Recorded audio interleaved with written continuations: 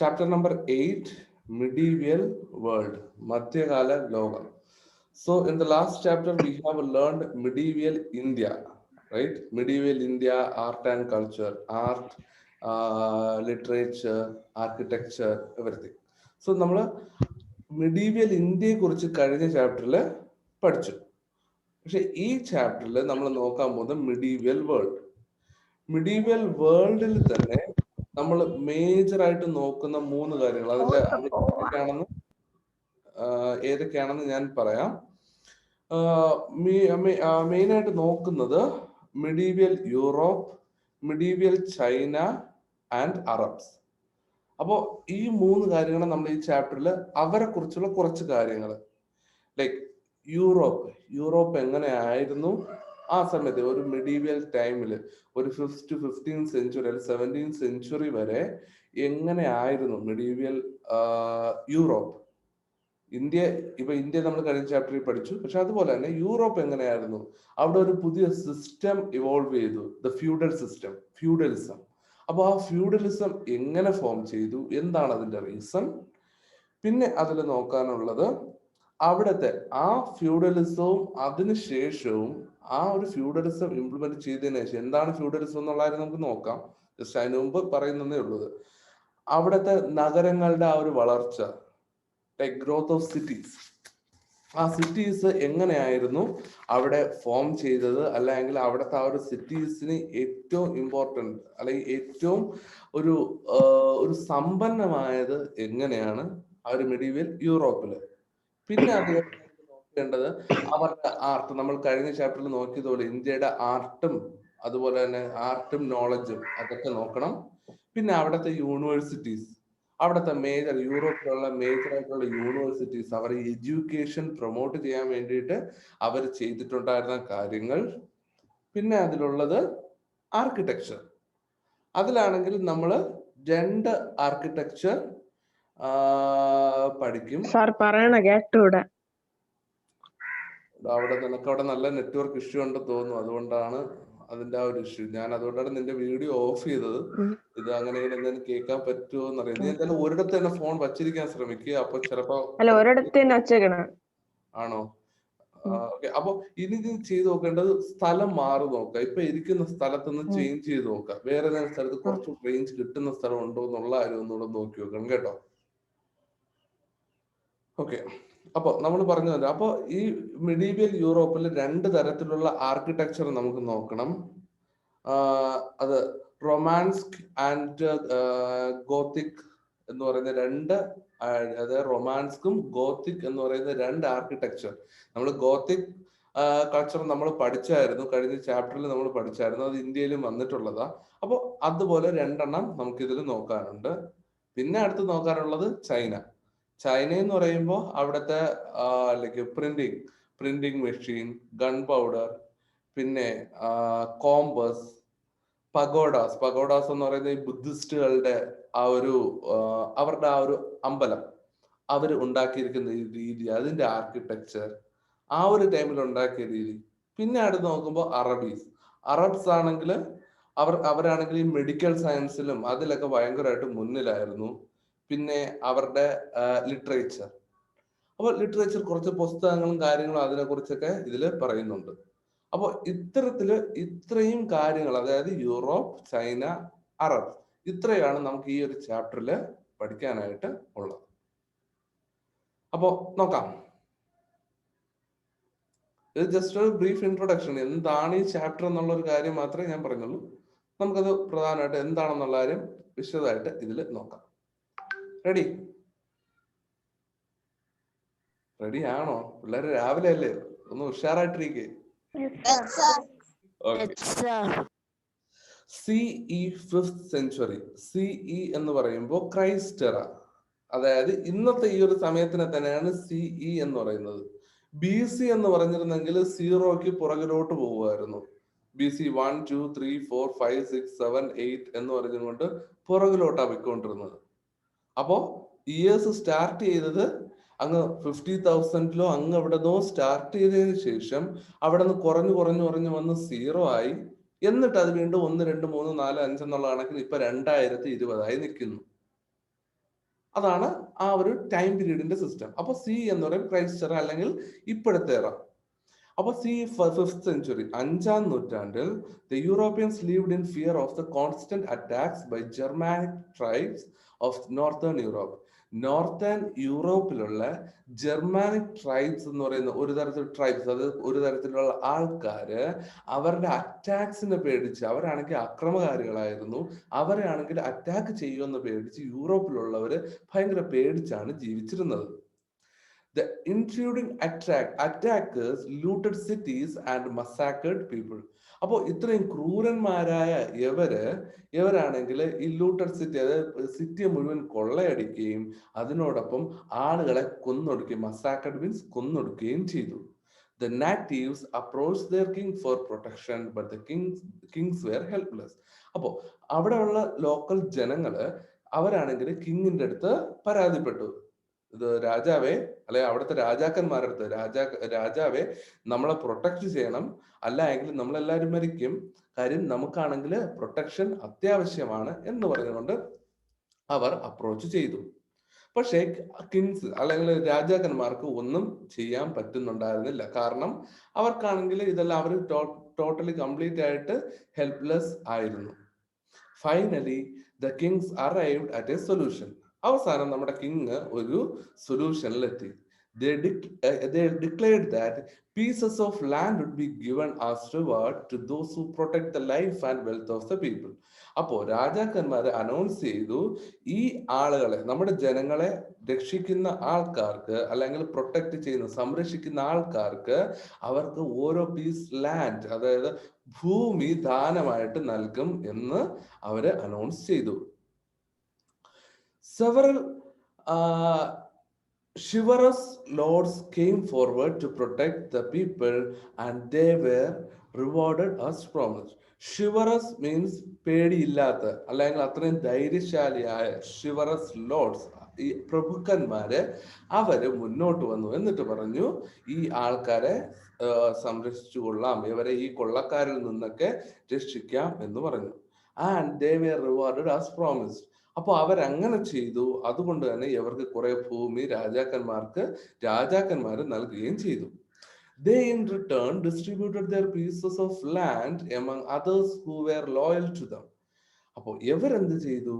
ഇവര് ഈ ലാൻഡ്, ഇവർക്ക് ഈ സമ്മാനമായിട്ട് കിട്ടിയ ഈ ലാൻഡ് മറ്റുള്ളവർക്ക്, അതായത് ഇവരുടെ താഴെ തട്ടിലുള്ള ആൾക്കാർക്ക് വീതിച്ചു കൊടുത്തു. അവര് എന്തൊക്കെയാ, അവര് ഈ പ്രഭുക്കന്മാരെ സഹായിച്ചത് കൊണ്ട് ഈ സഹായിച്ച ആൾക്കാർക്ക് വീതിച്ച് കൊടുത്തു.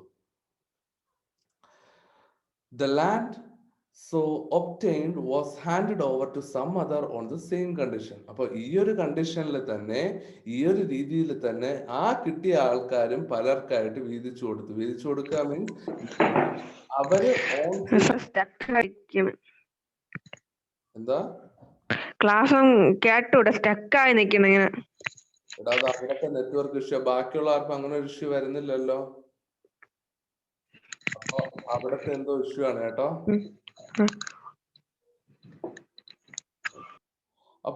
അപ്പോ ഈ ആൾക്കാര് എന്ത് ചെയ്തു, ഈ ലാൻഡിനെ ഇങ്ങനെ മറ്റുള്ളവർക്ക് കൊടുത്തു. അത് എങ്ങനെയാ? റെന്റേഡ്, ഇവര് എഴുതി കൊടുത്തതല്ല, ഇവരുടെ കൈക്ക് വച്ചും കൊണ്ട് തന്നെ അവർക്ക് കൃഷി ചെയ്യാനും എല്ലാത്തിനും ഒക്കെ ചെയ്തു. Farmers were engage to work in their land throughout the day. പക്ഷെ അവിടെ സംഭവിച്ചത് എന്തെന്ന് വെച്ച് കഴിഞ്ഞാൽ, ഈ പാവപ്പെട്ട കർഷകര് ഇവരുടെ ഈ ലാൻഡില് കഷ്ടപ്പെട്ട് പണിയെടുക്കണമായിരുന്നു. അതായത് ഡേയും നൈറ്റും ഒന്നും കണക്കാക്കാതെ ഇവര് ഈ ലാൻഡില് ഇവര് പണിയെടുക്കണമായിരുന്നു. അതെന്ന് പറയുന്നത് ഭയങ്കര കഷ്ടപ്പാടുള്ള കാര്യമായിരുന്നു. The life of these farmers were not better than that of the slaves. അപ്പോ അവരുടെ ലൈഫ് എന്ന് പറയുന്നത് അടിമകളെ പോലെ ആയിരുന്നു, അല്ലെങ്കിൽ അടിമകളുടെ ഒരു കണക്കായിരുന്നു അവരുടെ ലൈഫ് എന്ന് പറയുന്നത്. അപ്പോ കംപ്ലീറ്റ് ആയിട്ട് അവർക്കൊരു കഷ്ടപ്പാട് ആയിരുന്നു എന്നാണ് പറഞ്ഞത്. എവിടെ? യൂറോപ്പിലെ ജനങ്ങൾക്ക് ഈ ഒരു മിഡീവിയൽ ഏജിൽ. മനസ്സിലായോ? The above description gives us some hints about the European history between 5th and the 15th century. ഞാൻ ഇൻട്രൊഡക്ഷനിൽ പറഞ്ഞതുപോലെ ഈ ഒരു ഡിസ്ക്രിപ്ഷൻ പറഞ്ഞിട്ടുള്ളത് 5-ാം നൂറ്റാണ്ടിനും 15-ാം നൂറ്റാണ്ടിനും ഇടയ്ക്കുണ്ടായിരുന്ന ആ ഒരു കാലഘട്ടത്തെ കുറിച്ചാണ് പറയുന്നത്. In world history, this period is known as the medieval period. അപ്പോൾ ഈ ഒരു time 5th to 15th century പീരീഡിനെയാണ് നമ്മൾ വേൾഡ് ഹിസ്റ്ററിയിൽ മെഡീവിയൽ പീരീഡ് എന്ന് പറയുന്നത്. Okay. We have discussed the history of medieval India in the previous chapter. നമ്മൾ കഴിഞ്ഞ ചാപ്റ്ററിലാണ് medieval ഇന്ത്യയെ കുറിച്ച് പഠിച്ചു. So, what information about the history of medieval Europe can you gather from the given description? ഈ മോള് നമ്മൾ വായിച്ച ഈ ഒരു ഡിസ്ക്രിപ്ഷനിൽ നിന്ന് എന്തൊക്കെ കാര്യങ്ങൾ നമുക്ക് ആ ഒരു മെഡീവിയൽ യൂറോപ്പിനെ കുറിച്ച് മനസ്സിലാക്കാൻ സാധിക്കും? ഇത് 2 പോയിന്റ് കൊടുത്തിട്ടുണ്ട്. The Europeans constantly faced attacks. Europeans ആണെങ്കിൽ അവർക്കാണെങ്കിൽ അറ്റാക്സ്, അപ്പോൾ എപ്പോഴും ആ ഒരു ആക്രമണം ഫേസ് ചെയ്തുകൊണ്ടിരുന്ന ജനക്കൂട്ടമായിരുന്നു യൂറോപ്യൻസ്. എവിടെ നിന്ന്? ഒരു ജർമാനിക് ട്രൈബ്സിൽ നിന്ന്. The king distributed pieces of land to the lords who helped in defending the attacks. ഈ ഒരു അറ്റാക്സിന് എതിരെ അവരെ ഈ ജനങ്ങളെ സഹായിക്കാനായിട്ട് എത്തിയ ലോർഡ്സിന് അവർ ലാൻഡ് ദാനമായിട്ട് നൽകി. വേറെ എന്തൊക്കെ കാര്യങ്ങൾ അതിൽ നിന്ന് മനസ്സിലാക്കാൻ പറ്റും? വേറെ എന്തൊക്കെ മനസ്സിലാക്കാം? അൺമ്യൂട്ട് വേഗം പറഞ്ഞേ.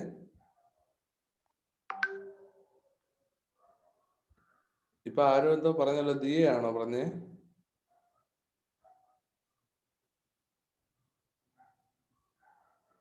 മുകളിലത്തെ ഇതിലൊന്നും എന്താ മനസ്സിലായേ?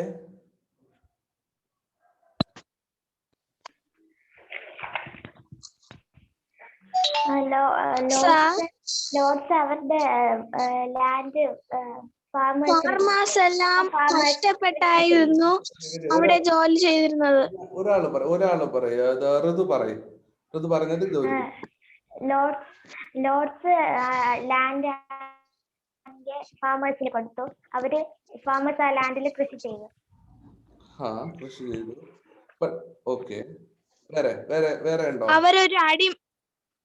അവരൊരു അടിമയെ പോലെ ആയിരുന്നു ജോലി ചെയ്തിരുന്നത്.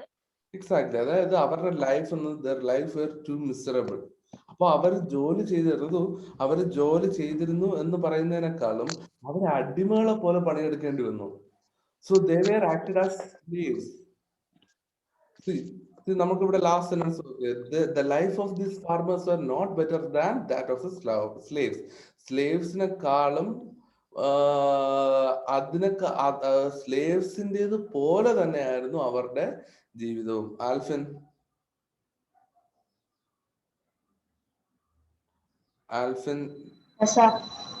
എന്താ നെറ്റ്വർക്ക് ഇഷ്യൂ? അയ്യോ, അപ്പൊ അവിടെ എന്തോ ഒരു നെറ്റ്വർക്ക് ഇഷ്യൂ ഉണ്ട് കേട്ടോ. ഒരു കാര്യം നീ അതുലും ആൽഫിനും വീഡിയോ ഓഫ് ചെയ്ത് വെച്ചോ, കാര്യം നെറ്റ്വർക്ക് ഇഷ്യൂ ഉള്ളതുകൊണ്ട്. ബാക്കിയുള്ളവരാരും ഇത് വീഡിയോ ഓഫ് ചെയ്യണ്ട. ഓക്കെ. അപ്പോ അതിൽ നിന്ന് പിന്നെ മനസ്സിലാക്കാൻ പറ്റുന്ന കാര്യങ്ങൾ എന്തൊക്കെയാ? വേറെ എന്തൊക്കെ മനസ്സിലാക്കാം? The Lord distributed lands among the. അപ്പോ ഈ കിങ് ലാൻഡിന് ലോർഡ്സിന് ഡിസ്ട്രിബ്യൂട്ട് ചെയ്തു. Lords distributor to others. എന്നിട്ട് അവർ കൃഷി എടുപ്പിച്ചു. ലൈക്ക് നമ്മുടെ ഇവര് കൃഷി ചെയ്യിച്ചു. അത് കംപ്ലീറ്റ്ലി അവരുടെ ലൈഫ് മിസറബിൾ ആക്കി മാറ്റി. ഓക്കെ. അപ്പൊ അതൊക്കെ തന്നെയാണ്. ഞാനത് എന്തായാലും നോട്ടിൽ ഞാൻ അത് അയച്ചു തരാം കേട്ടോ. Okay, so from the diagram given below, various strata of medieval European society can be identified. For a second.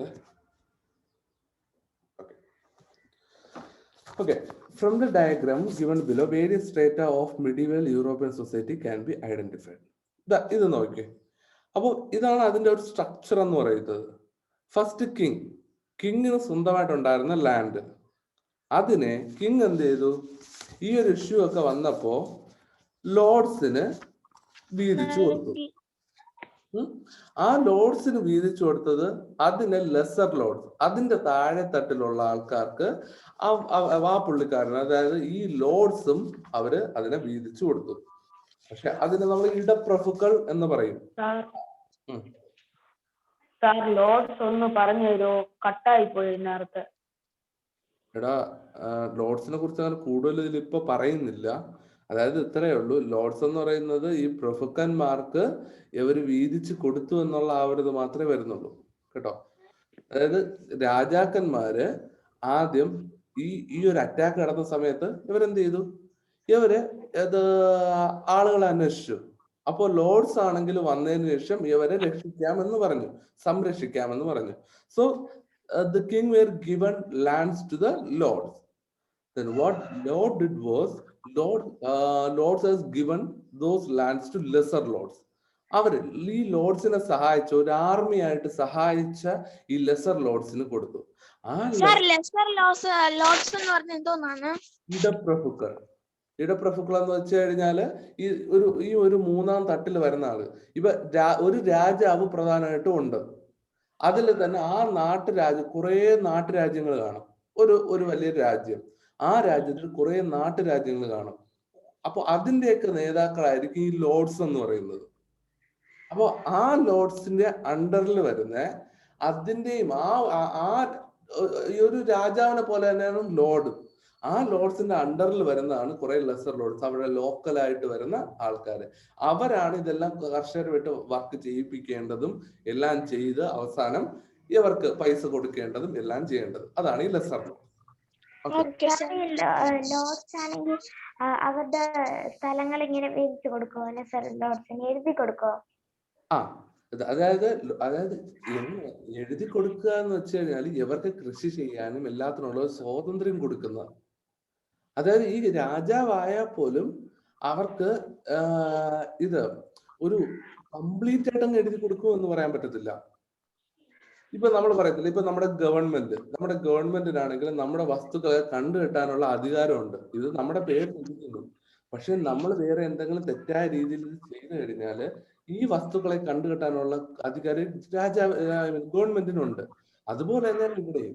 ഇതെല്ലാം ഇത് രാജാവിന്റെ അണ്ടറിൽ വരുന്നു എന്നുണ്ടെങ്കിലും രാജാവിന് ഇതിനുള്ള അധികാരം ഉണ്ടായിരിക്കും, കംപ്ലീറ്റ് ആയിട്ട് അധികാരം ഉണ്ടായിരിക്കും എപ്പോഴായാലും.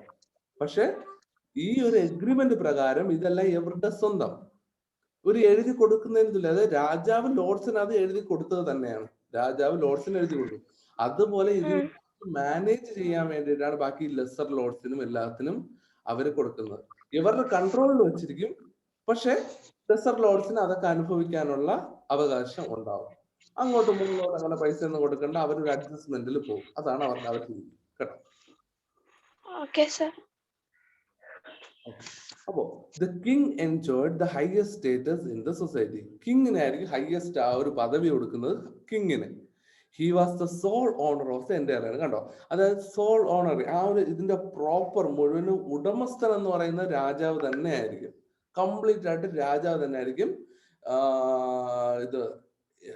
ഇതിന്റെ ഓണർ എന്ന് പറയുന്നത്.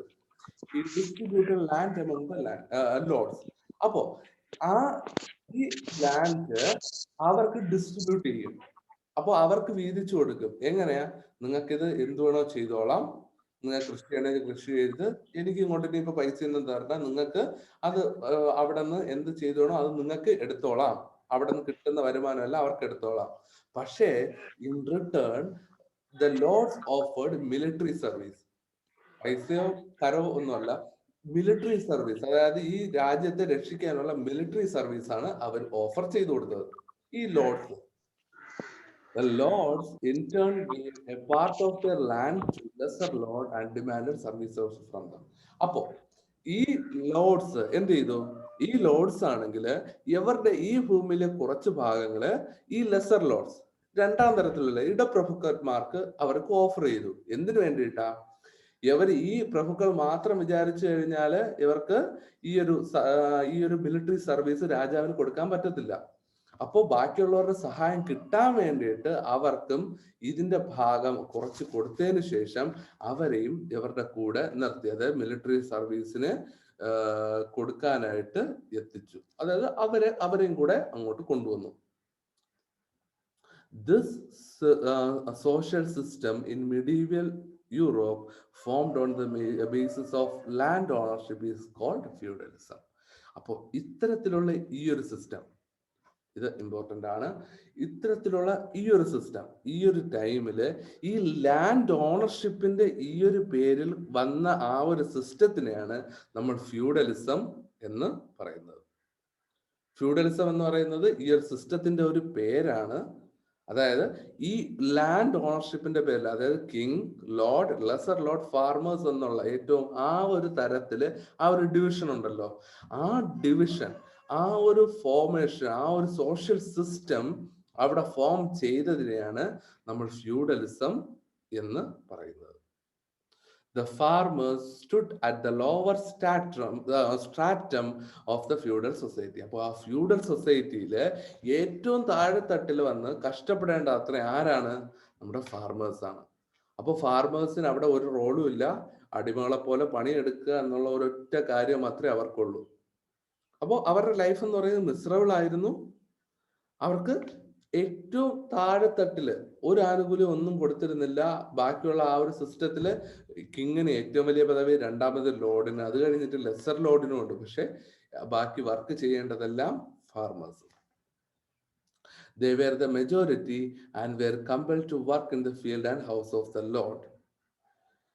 ഓക്കെ, അപ്പോ ഈ മെജോറിറ്റി എന്ന് പറയുമ്പോൾ ഈ കർഷകരാണ് അവിടെ കൂടുതൽ ഉള്ളത്. അത് വളരെ കുറച്ച് പേരെ ഈ ലോർഡ്സും ലെസർ ലോർഡ്സും എല്ലാം കൂടെ വരുള്ളൂ. പക്ഷേ ഈ മെജോറിറ്റി എന്ന് പറയുന്നത് നമ്മുടെ കർഷകരാണ്. പക്ഷെ എന്നാൽ തന്നെ മെജോറിറ്റി ആൾക്കാരും എവരുടെ അണ്ടറിൽ വർക്ക് ചെയ്യണമായിരുന്നു, അല്ലെങ്കിൽ എവരുടെ ഈ ഒരു ജോലിക്കാരായിട്ടായിരുന്നു അവരെ കൺസിഡർ ചെയ്തിരുന്നത്. ആരെയാ? ഫാർമേഴ്സിനെ. The vast areas of the land held by the lords were known as manor. അപ്പോ മാനർ എന്ന് പറയുന്നത് ഇവരുടെ ഈ ഒരു കംപ്ലീറ്റ് ആയിട്ടുള്ള ആ ഒരു ഏരിയ, ചിലപ്പോൾ ഒരു 100 ഏക്കർ നിലമുണ്ടെന്ന് വെക്കുക. ഒരു ലെസർ ലോർഡിന് ഒരു 100 ഏക്കർ ലാൻഡ് ഉണ്ടെന്ന് വെക്കുക, അല്ലെങ്കിൽ ലോർഡിന് ഒരു 100 ഏക്കർ ലാൻഡ് ഉണ്ടെന്ന് വെക്കുക. അപ്പോ ആ ഒരു ഏരിയ കംപ്ലീറ്റ് ആയിട്ട്, ആ ഒരു കംപ്ലീറ്റ് ആയിട്ടുള്ള പുള്ളിക്കാരന്റെ ആ വസ്തു ഉണ്ടല്ലോ, അതിനെയാണ് നമ്മൾ മാനർ എന്ന് പറയുന്നത്. അതായത് കംപ്ലീറ്റ് ആയിട്ട് ആ ഒരു പുള്ളിക്കാരന്റെ ആ ഒരു ഏരിയ അത്രയും.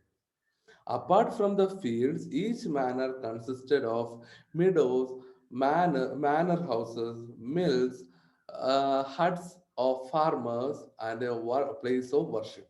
അപ്പോ ഈ ചിലപ്പോ 100 ഏക്കർ എന്ന് പറയുന്നത്, അല്ലെങ്കിൽ ഒരു ഏരിയ, ഇപ്പൊ അല്ലെങ്കിൽ നെല്ലിക്കാട് എന്ന് പറയുന്ന ആ ഒരു ഏരിയ, കംപ്ലീറ്റ് ആയിട്ടുള്ള ഒരു ഏരിയ, അവിടെ കുറെ ഇതുണ്ട്, മില്ലുണ്ട്, പിന്നെ അടുത്ത് അവിടെ കർഷകരുടെ വീടുണ്ട്, പിന്നെ അതുപോലെ തന്നെ അത് എല്ലാ സൗകര്യങ്ങൾക്കും, അതായത് കുറെ ബേസിക് ആയിട്ടുള്ള കുറെ സൗകര്യങ്ങൾ, വീട്, മാർക്കറ്റ്, പള്ളി, ഇപ്പൊ വർഷിപ്പിനുള്ള സ്ഥലം, പള്ളി, അമ്പലം, ഇതെല്ലാം കൂടെ ചേർന്ന നെല്ലിക്കാട് എന്ന് പറയുന്ന ആ ഒരു ഏരിയയിൽ അത്രയും ഉണ്ട്. പക്ഷെ അതിന്റെ ഓണർ എന്ന് പറയുന്നത് ഒരാളായിരിക്കും. അതായിരിക്കും ഈ നമ്മുടെ ലെസർ ലോഡോ അല്ലെങ്കിൽ ലോഡോ ആയിരിക്കും അതില് ഇത്. അപ്പോ അവർക്ക് ഇത് മെഡു എന്ന് പറയുമ്പോൾ അവിടത്തെ ആ ഒരു ഈ കന്നുകാലികൾക്കുള്ള ഇതുണ്ടല്ലോ, മേച്ചൽ സ്ഥലം. അപ്പൊ മേച്ചൽ സ്ഥലങ്ങളും എല്ലാം തന്നെ ആ ചേർന്നതായിരിക്കും ഒരു മാനർ എന്ന് പറയുന്നത്. അപ്പോ ഇത്തരത്തിലുള്ള ഈ ഒരു സിസ്റ്റം, അതാണ് ഏറ്റവും ഇമ്പോർട്ടന്റ്. ഈ ഒരു സിസ്റ്റത്തിനെയാണ് നമ്മൾ ഫ്യൂഡലിസം എന്ന് പറയുന്നത്. ഇത് ഈ ഒരു ടൈമിൽ മിഡീവിയൽ യൂറോപ്പില് നിലനിന്നിരുന്ന ആ ഒരു സിസ്റ്റമാണ് ഈ ഒരു ഫ്യൂഡലിസം എന്ന് പറയുന്നത്.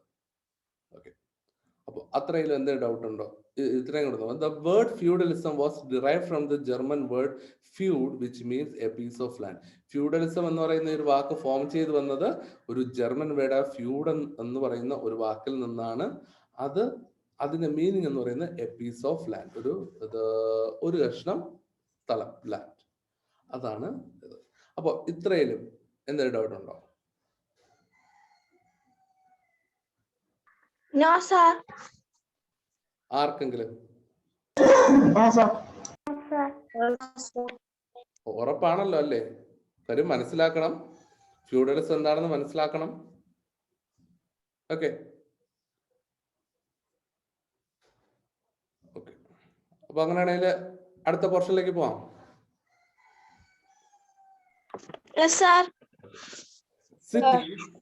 Cities, trade and trade guilds. അപ്പോ നഗരങ്ങൾ, കച്ചവടങ്ങൾ, ട്രേഡ് ഗിൽഡ്സ് എന്ന് പറയുന്നത് കച്ചവട കൂട്ടായ്മ.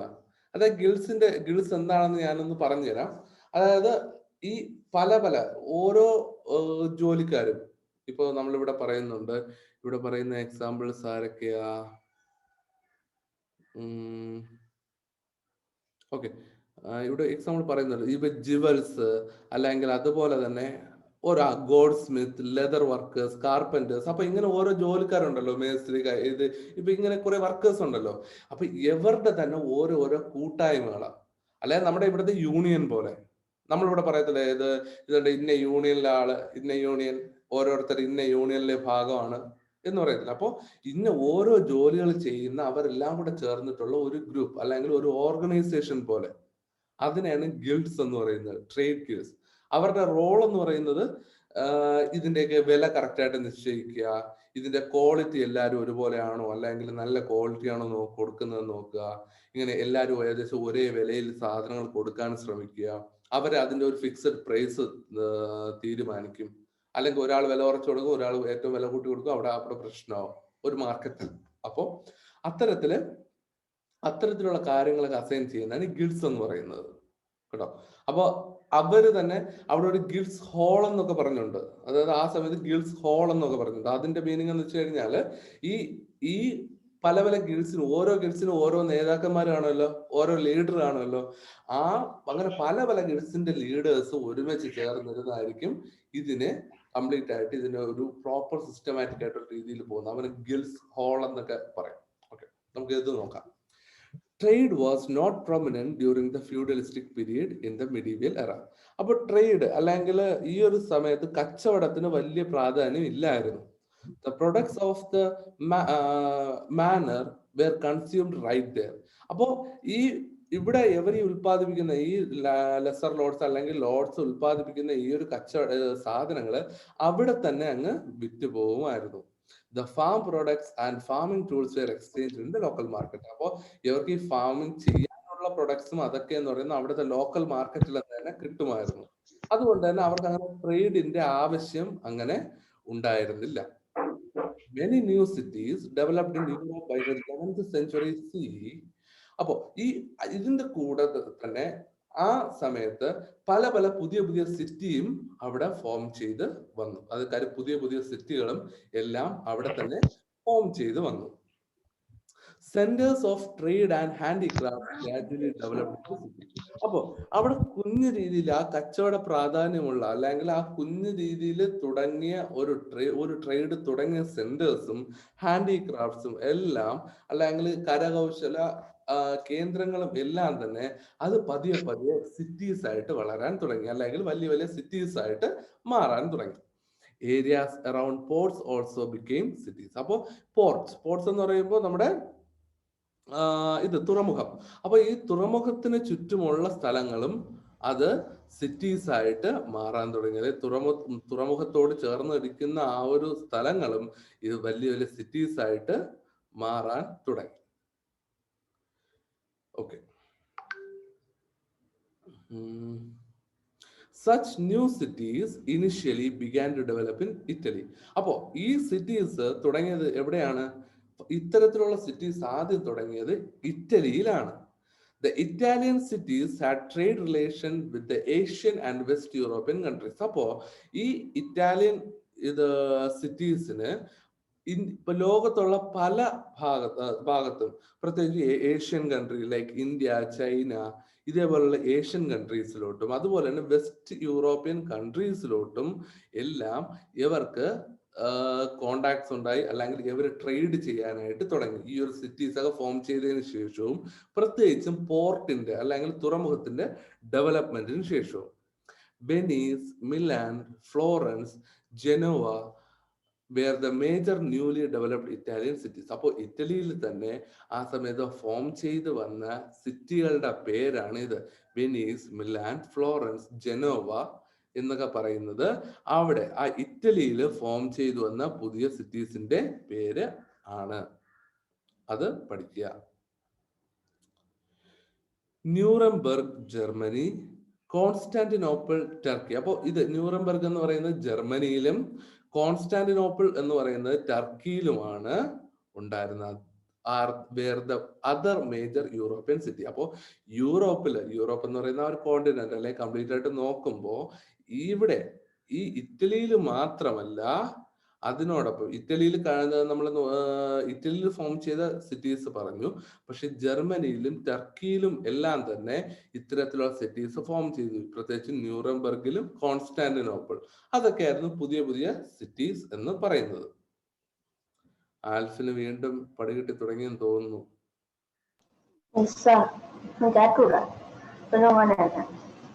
ഇടയ്ക്ക് കുറേ പ്രശ്നം എന്നെ നല്ല ക്ലിയർ ആയിട്ട് കേട്ടോ. പിന്നീട് എല്ലാ ഈ സാറിന്റെ വായക്കാരും പക്ഷെ ശബ്ദം കേൾക്കൂലേ. Spices, germs and cloves from India and China were imported to these cities. അപ്പൊ നമ്മൾ പറഞ്ഞു ഇവിടെ പോർട്സ് ഒക്കെ ശരിയായപ്പോ ഇവർക്ക് പല പല ഇപ്പൊ ഏഷ്യൻ കൺട്രീസുമായിട്ടും അതുപോലെ ബാക്കിയുള്ള കൺട്രീസുമായിട്ടൊക്കെ വെസ്റ്റ് യൂറോപ്യൻ കൺട്രീസുമായിട്ടൊക്കെ ഒരു കോണ്ടാക്ട് കിട്ടി. അതുപോലെ തന്നെ ഇന്ത്യയിൽ നിന്നാണെങ്കിൽ സ്പൈസും, ഇപ്പൊ സ്പൈസസ് എന്ന് പറയുന്നത് സുഗന്ധ ദ്രവ്യങ്ങൾ, പിന്നെ ജേംസ്, വജ്രം അല്ലെങ്കിൽ ഈ രത്നക്കല്ലുകൾ, അതുപോലെയാണ് തുണി, ഇതെല്ലാം തന്നെ ഇന്ത്യയിൽ നിന്നും ചൈനയിൽ നിന്നും ഒക്കെ ഈ സിറ്റീസിലോട്ടൊക്കെ അവര് ഇമ്പോർട്ട് ചെയ്യാൻ തുടങ്ങി. From there these goods were transported to European countries. അപ്പോൾ ഇവിടെ നിന്ന് അതായത് അവര് ഇവിടത്തേക്ക് യൂറോപ്യൻ സിറ്റീസിലോട്ട് അവര് ആദ്യം ട്രാൻസ്ഫർ ചെയ്യും, ഇമ്പോർട്ട് ചെയ്യും. എന്നിട്ട് അവിടെ നിന്ന് പല പല യൂറോപ്യൻ രാജ്യങ്ങളിലേക്ക് അവരത് ട്രാൻസ്പോർട്ട് ചെയ്യും. അതായിരുന്നു അവർ ചെയ്തിരുന്ന രീതി. most of these cities had their own administrative system. അപ്പോൾ മിക്ക സിറ്റികൾക്കും അവർക്ക് അവരുടേതായ ഒരു അഡ്മിനിസ്ട്രേറ്റീവ് സിസ്റ്റം. കാരണം എന്താ, നമ്മൾ പറഞ്ഞായിരുന്നു ഇവർക്ക് ലോർഡ്സ് ആണെങ്കിൽ, കിങ് ആണെങ്കിൽ ലോർഡ്സിന് വീതിച്ചു കൊടുത്തു. അപ്പൊ പിന്നെ അവർക്ക് ഓരോരുത്തർക്കും ഓരോ രീതിയിൽ അവിടെ ഭരിക്കാൻ പറ്റും. അപ്പൊ അങ്ങനെ അവരെല്ലാം സിറ്റി ചെയ്തിരുന്നതും എല്ലാം ചെയ്തിരുന്നത് അത് ഓരോ രീതിയിലായിരുന്നു. Tall boundary walls were built to protect these cities. അപ്പോൾ നമ്മൾ പറഞ്ഞു നേരത്തെ ഈ ജർമാനിക് ട്രൈബ്സിലൊന്നും എല്ലാത്തിനും ഒക്കെ രക്ഷപ്പെടാൻ വേണ്ടിയിട്ട് അവർ പല കാര്യങ്ങളും ചെയ്തിട്ടുണ്ട്. അതുപോലെ തന്നെ ഇവർ മറ്റുള്ള സിറ്റികളിൽ നിന്നൊക്കെ ഇത് പ്രൊട്ടക്ഷനും എല്ലാത്തിനും വേണ്ടിയിട്ട്, ആരും ആക്രമിക്കാതിരിക്കാൻ വേണ്ടിയിട്ട് വലിയ വലിയ ബൗണ്ടറി വാൾസ് അല്ലെങ്കിൽ വലിയ വലിയ ചുറ്റുമതിലുകളും എല്ലാം കെട്ടിയാണ്, അല്ലെ ബൗണ്ടറിയിലൊക്കെ മതിലുകൾ കെട്ടിയാണ് ഇവരത് സൂക്ഷിച്ചിരുന്നത്, അല്ലെങ്കിൽ ഈ ഒരു സിറ്റീസ് കാത്തിരുന്നത്. These cities were not at all hygienic and were under the threat of epidemics like plague.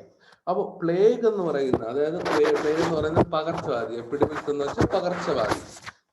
നമ്മുടെ കൊറോണയൊക്കെ പോലെ. അപ്പോൾ അതൊരു പകർച്ചവ്യാധി ആണല്ലോ.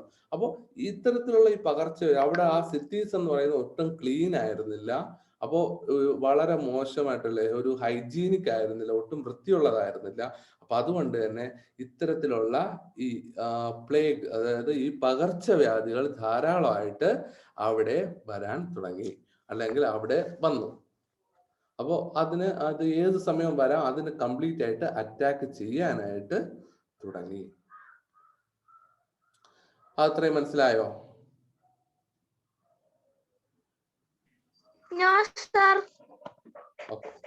അതിൽ ഏതോട്ടാ മനസ്സിലാവാത്തെ?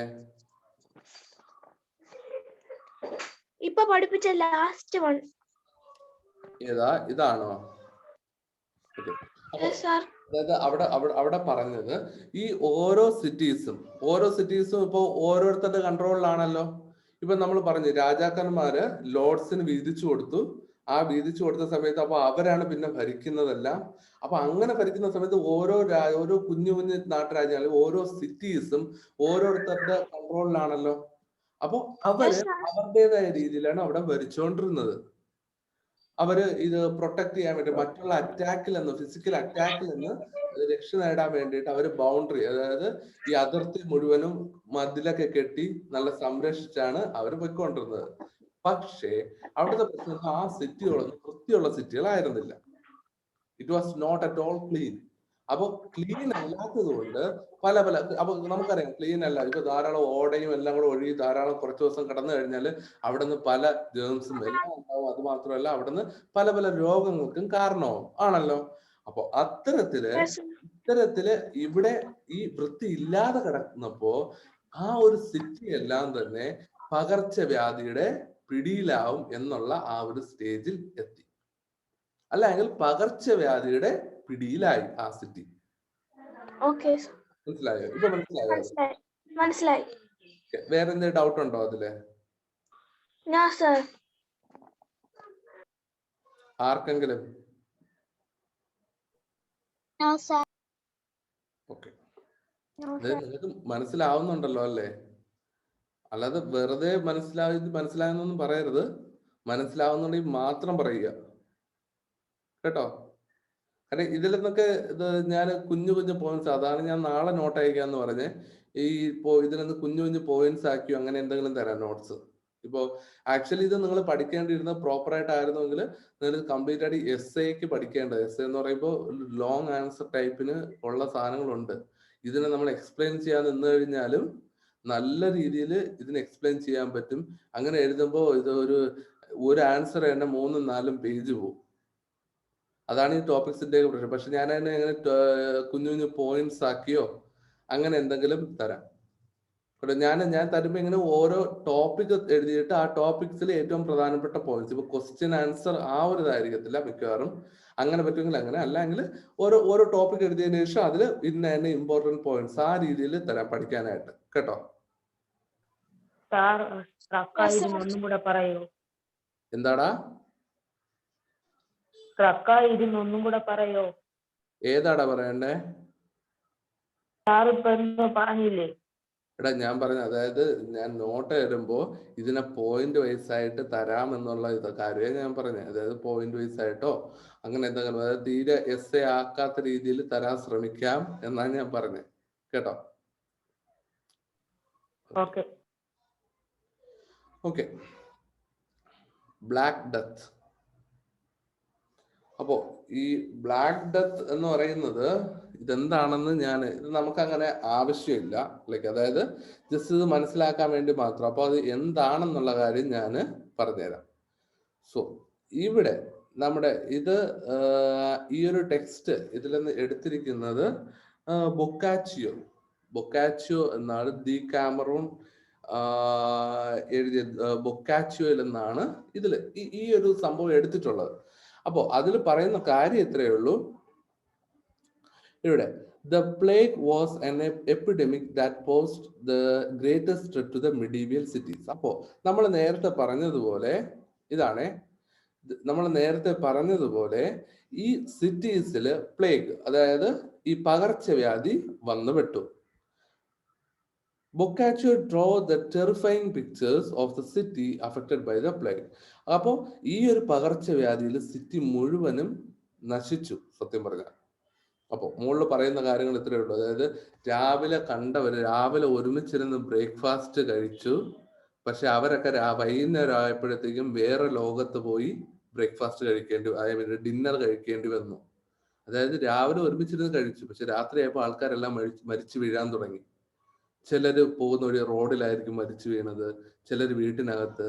പിന്നെ ആ സിറ്റിയിൽ ഇങ്ങനെ മരണം അടഞ്ഞു എന്ന് മനസ്സിലായത് അവിടുത്തെ ആൾക്കാരുടെ ഈ ജഡങ്ങള്, ഈ ശവശരീരങ്ങള് ജീർണിച്ച് അവസാനം സ്മെല്ലായി അയൽ നാടുകളിൽ എത്തിയപ്പോഴാണ് ഇവിടെ ആൾക്കാർ മരിച്ചു എന്നുള്ള കാര്യം മനസ്സിലായത് തന്നെ. അപ്പൊ അതായിരുന്നു അവിടുത്തെ ആ ഒരു സ്ഥിതി. അപ്പൊ അത്രയ്ക്ക് ഇത് ഭീകരമാണ്. ഇത് നടന്ന സംഭവമാണോ? ഇത് നടന്ന സംഭവം കേട്ടോ. ഇത് ആ ഒരു ടൈമില് നടന്നതാ. അപ്പോ ഇത് എങ്ങനെ വന്നു, ഈ ഒരു പ്ലേഗ് എങ്ങനെ വന്നു എന്ന് വെച്ച് കഴിഞ്ഞാല് ഈ ഒരു ട്രേഡിങ്ങില് ഒരു എലിയിലൂടെ ആയിരുന്നു ഈ സംഭവം അവിടെ ആ നാട്ടിലെത്തിയത്. അതായത് ട്രേഡിങ് ഷിപ്പില് വന്ന സാധനങ്ങളുടെ കൂട്ടത്ത് ഒരു എലി ഉണ്ടായിരുന്നു. ആ എലിയാണ് അവിടെ ഇതിനെല്ലാം ഈ പകർത്തിയത്. അല്ലെങ്കിൽ ഈ പകർച്ചവ്യാധി എല്ലാം അവിടെ പകർത്തിയത് എലി ആയിരുന്നു.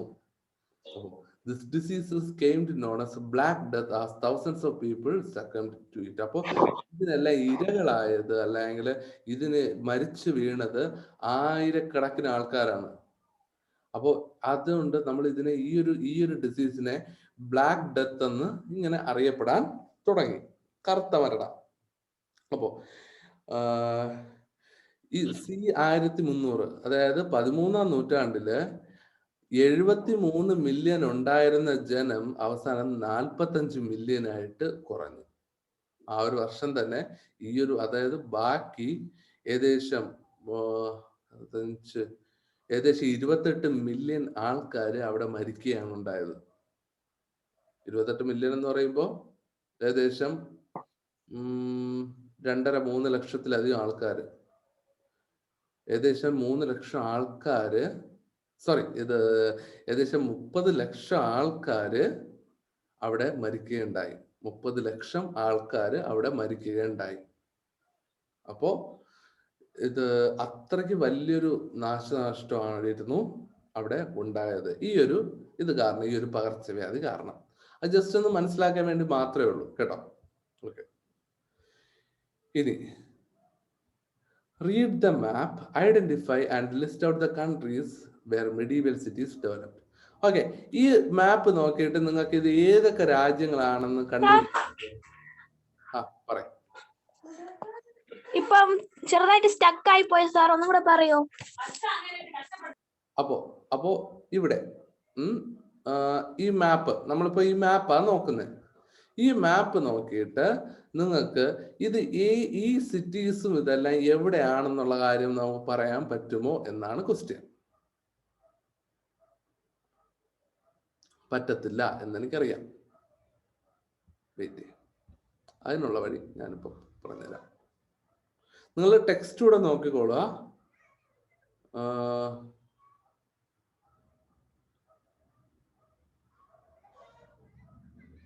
ഓക്കെ, നിങ്ങൾക്ക് മാപ്പ് കാണാൻ പറ്റുന്നുണ്ടോ? മാപ്പ്, ഈ മാപ്പ് കണ്ടു കഴിഞ്ഞാൽ നിങ്ങൾക്ക്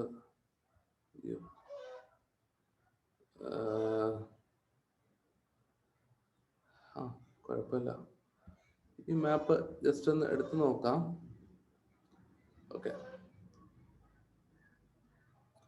ഈ മാപ്പിൽ പക്ഷെ നിങ്ങളുടെ ആ ഒരു സ്ഥലങ്ങളില്ല, ആ ഒരു പ്രശ്നമേ ഉള്ളൂ. അതായത് അതിൽ കൊടുത്തിരിക്കുന്ന സ്ഥലമില്ല. പക്ഷെ ഇത് യൂറോപ്പാണ്. അപ്പോ ആ ഒരു ഇതിൽ മാത്രമേ നിങ്ങൾക്ക് ഇതിനെ കൺസിഡർ ചെയ്യാൻ പറ്റത്തുള്ളൂ. ഇതിപ്പോ യൂറോപ്പിന്റെ മാപ്പാണ്. നമ്മൾ ആ കൊടുത്തിരിക്കുന്നതിന്റെ ആ ഒരു കളർ മാപ്പാണ് ഇതെന്ന് പറയുന്നത്. ഇവിടെ നോക്കിയേ, അവർ പറഞ്ഞിരിക്കുന്ന ചില സ്ഥലങ്ങൾ, 1-2 സ്ഥലങ്ങൾ ഞാൻ ഇതിൽ കാണിച്ചു തരാം. ഇതാണ് അവിടെ കൊടുത്തിരിക്കുന്ന ആ ഒരു മാപ്പ്. ഇവിടെ ഈ ഭാഗം, ഈ മാപ്പ് കംപ്ലീറ്റ് ആയിട്ടാണ് കൊടുത്തിട്ടുള്ളത്. ബ്ലാക്ക് ആൻഡ് വൈറ്റ് ആയതുകൊണ്ട് നിങ്ങൾ കൺഫ്യൂസ്ഡ് ആവുന്നേ ഉള്ളൂ. പക്ഷെ ഇതാണ് സംഭവം മാപ്പ്. അതിൽ തന്നെ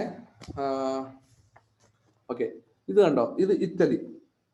ഇതിന്റെ ആ ടെക്സ്റ്റിലെ ഈ ഒരു ഭാഗം അവിടെ ഒന്ന് നോക്കിക്കേ. ആ മെഡിറ്ററേനിയൻ സമുദ്രം എന്ന് പറഞ്ഞ സി എന്ന് പറഞ്ഞ കൊടുത്തിട്ട് തൊട്ട് മുകളിലായിട്ട് ഇങ്ങനെ ഒരു വാല് പോലെ ഒരു കഷ്ണം ഇവിടെ ഇങ്ങനെ കിടക്കുന്നുണ്ടോ ടെക്സ്റ്റില്? അതായത് ഇതാണ് അപ്പൊ ഇറ്റലി. അപ്പൊ അതിൽ തന്നെ ജനോവ. അടുത്ത് ഇപ്പുറത്താണെങ്കിൽ ഇപ്പൊ മിലാൻ, മിലാൻ ഇവിടെ കിടപ്പുണ്ട്. ഇപ്പൊ വെനീസ് ഇതിന്റെ താഴെ ഇവിടെ തന്നെ വരണം. അപ്പൊ വെനീസിനെ ഇവിടെ കാണാനില്ല. അടുത്ത ഫ്ലോറൻസും ഇതിന്റെ ഫ്ലോറൻസ് ഇവിടെ കിടക്കുന്നുണ്ട്. അപ്പൊ ഇതൊക്കെ ഏത് രാജ്യത്താണെന്നാണ് ചോദിക്കുന്നത്. അപ്പൊ നമുക്ക് അതിൽ നിന്ന് മനസ്സിലാക്കാം ഫ്ലോറൻസ് ഏത് രാജ്യത്താ? ഇറ്റലി. ജനോവയോ? ജനോവ ഇറ്റലി തന്നെയാണ്. ജനോവ ഇറ്റലി. അടുത്ത് മിലാനോ? മിലാനും ഇറ്റലി. ഇനി അത് കഴിഞ്ഞിട്ട് നമുക്കുള്ളത് ന്യൂറംബർഗ്. അത് ആക്ച്വലി ഇവിടെയാ വരേണ്ടത്. ഇതിൽ അവർ കൊടുത്തിട്ടില്ല. അത് ജർമ്മനിയിലാണ് വരേണ്ടത്.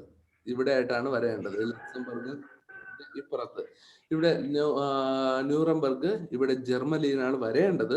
പക്ഷെ അത് അവർ ഇവിടെ കൊടുത്തിട്ടില്ല. അതുകൊണ്ട് നമുക്ക് കാണാൻ പറ്റേ. Constantinople, Turkey. ഇവിടെ ടർക്കി എവിടെ?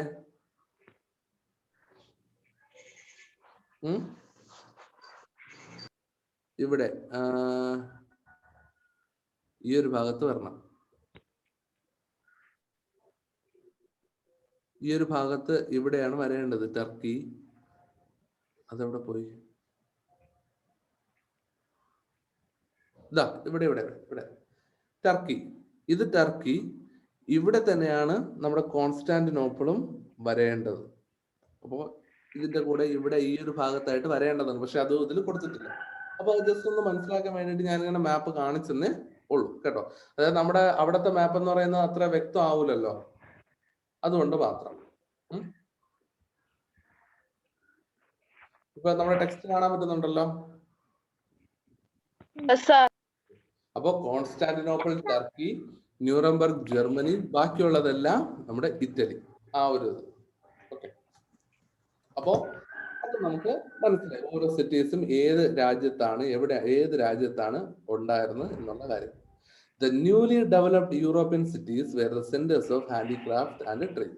അപ്പോൾ ഈ യൂറോപ്യൻ സിറ്റീസ്, ഈ പുതുതായിട്ട് ഡെവലപ്പ് ആയ ഈ ഒരു യൂറോപ്യൻ സിറ്റീസ് ആണ് ഇതിൽ ഹാൻഡിക്രാഫ്റ്റ്സിനും ട്രേഡിനും ഒക്കെ ഫേമസ് ആയത്. The traders in cities formed association called guilds. ഞാൻ നേരത്തെ പറഞ്ഞില്ലേ, അതായത് ഓരോ ഈ ട്രേഡേഴ്സ്, ഈ കച്ചവടക്കാര്, ഇപ്പോ ട്രേഡേഴ്സ് ഇവരെല്ലാം കൂടെ ചേർന്ന്, ഈ കച്ചവടക്കാരെല്ലാം കൂടെ ചേർന്നാണ് ആദ്യം ഗിൽഡ്സ്, അതായത് അവരുടെ ആ ഒരു അസോസിയേഷനെ പറയുന്ന പേരാണ് അത്. ആ ഒരു അസോസിയേഷനെ പറയുന്ന പേര് അതാണ് ഗിൽഡ്സ് എന്ന് പറയുന്നത്. അപ്പോൾ വാട്ട് ഇസ് ഗിൽഡ്സ് എന്ന് ചോദിക്കുക, അപ്പോൾ ഈ ഒരു അസോസിയേഷനെ പറയുന്നതാണ് guilds. Apart from traders, blacksmith, goldsmith, leather workers, carpenters also formed guilds. അപ്പോൾ ട്രേഡേഴ്സ് മാത്രമല്ല, അതിനോടൊപ്പം ബ്ലാക്ക് സ്മിത്തുകാര്, അതായത് ഈ കല്ലിന്റെ പണിക്കാര്, അതുപോലെ തന്നെ ഗോൾഡ് സ്മിത്ത്, ഈ സ്വർണ്ണ പണിക്കാര്, അതുപോലെ തന്നെ ഈ തൂകൽ പണിക്കാര്, അതുപോലെ തന്നെ മരപ്പണിക്കാര്, ഇവരെല്ലാം തന്നെ ഇതേപോലെ ഗിൽഡ്സ്, ഓരോ അസോസിയേഷൻസ് അവിടെ ക്രിയേറ്റ് ചെയ്തു. The guilds fixed the prices and the quality of the products and the working hours of the laborers. അപ്പോൾ ഈ ഗിൽഡ്സ് ഞാൻ നേരത്തെ നിങ്ങൾക്ക് എക്സ്പ്ലെയിൻ ചെയ്ത് തന്നില്ലേ, അതായത് എന്താണ് അവരെല്ലാം കൂടെ ഒരുമിച്ച് ചേർന്നിരുന്ന് അവരുടെ അതിന്റെ ക്വാളിറ്റിയും കാര്യങ്ങളും, പിന്നെ എത്ര മണിക്കൂർ വർക്ക് ചെയ്യണം എന്നുള്ള കാര്യങ്ങൾ ഒരു അസോസിയേഷൻ ആയിട്ട്, ഒരു യൂണിയൻ ആയിട്ടിരുന്ന് അവർ തീരുമാനിക്കും. അതിനെയാണ് ഗിൽഡ്സ് എന്ന് പറയുന്നത്. അത് മനസ്സിലായോ? അതിൽ എന്താ ഡൗട്ടുള്ള? ഇനി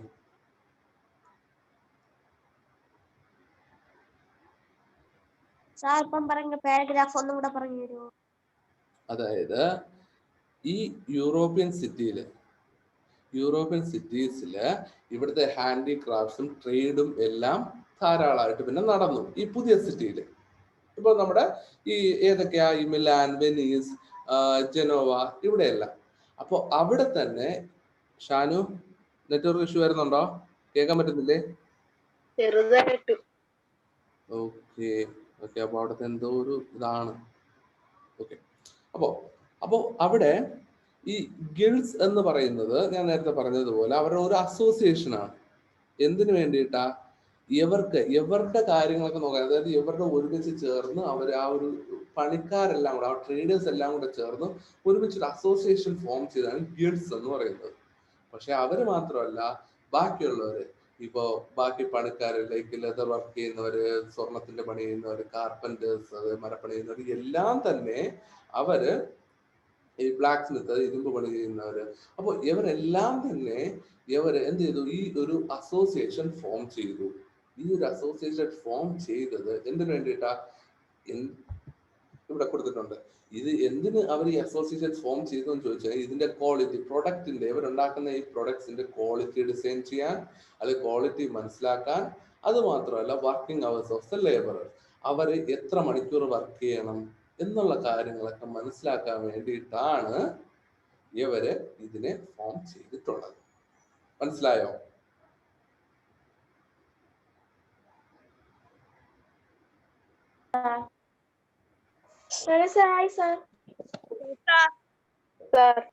അതില് എന്തെങ്കിലും ഡൗട്ട് ഉണ്ടോ? എന്തെങ്കിലും ഡൗട്ട് ഉണ്ടെങ്കിൽ പറയും, നമുക്ക് നോക്കാം. ഋതു,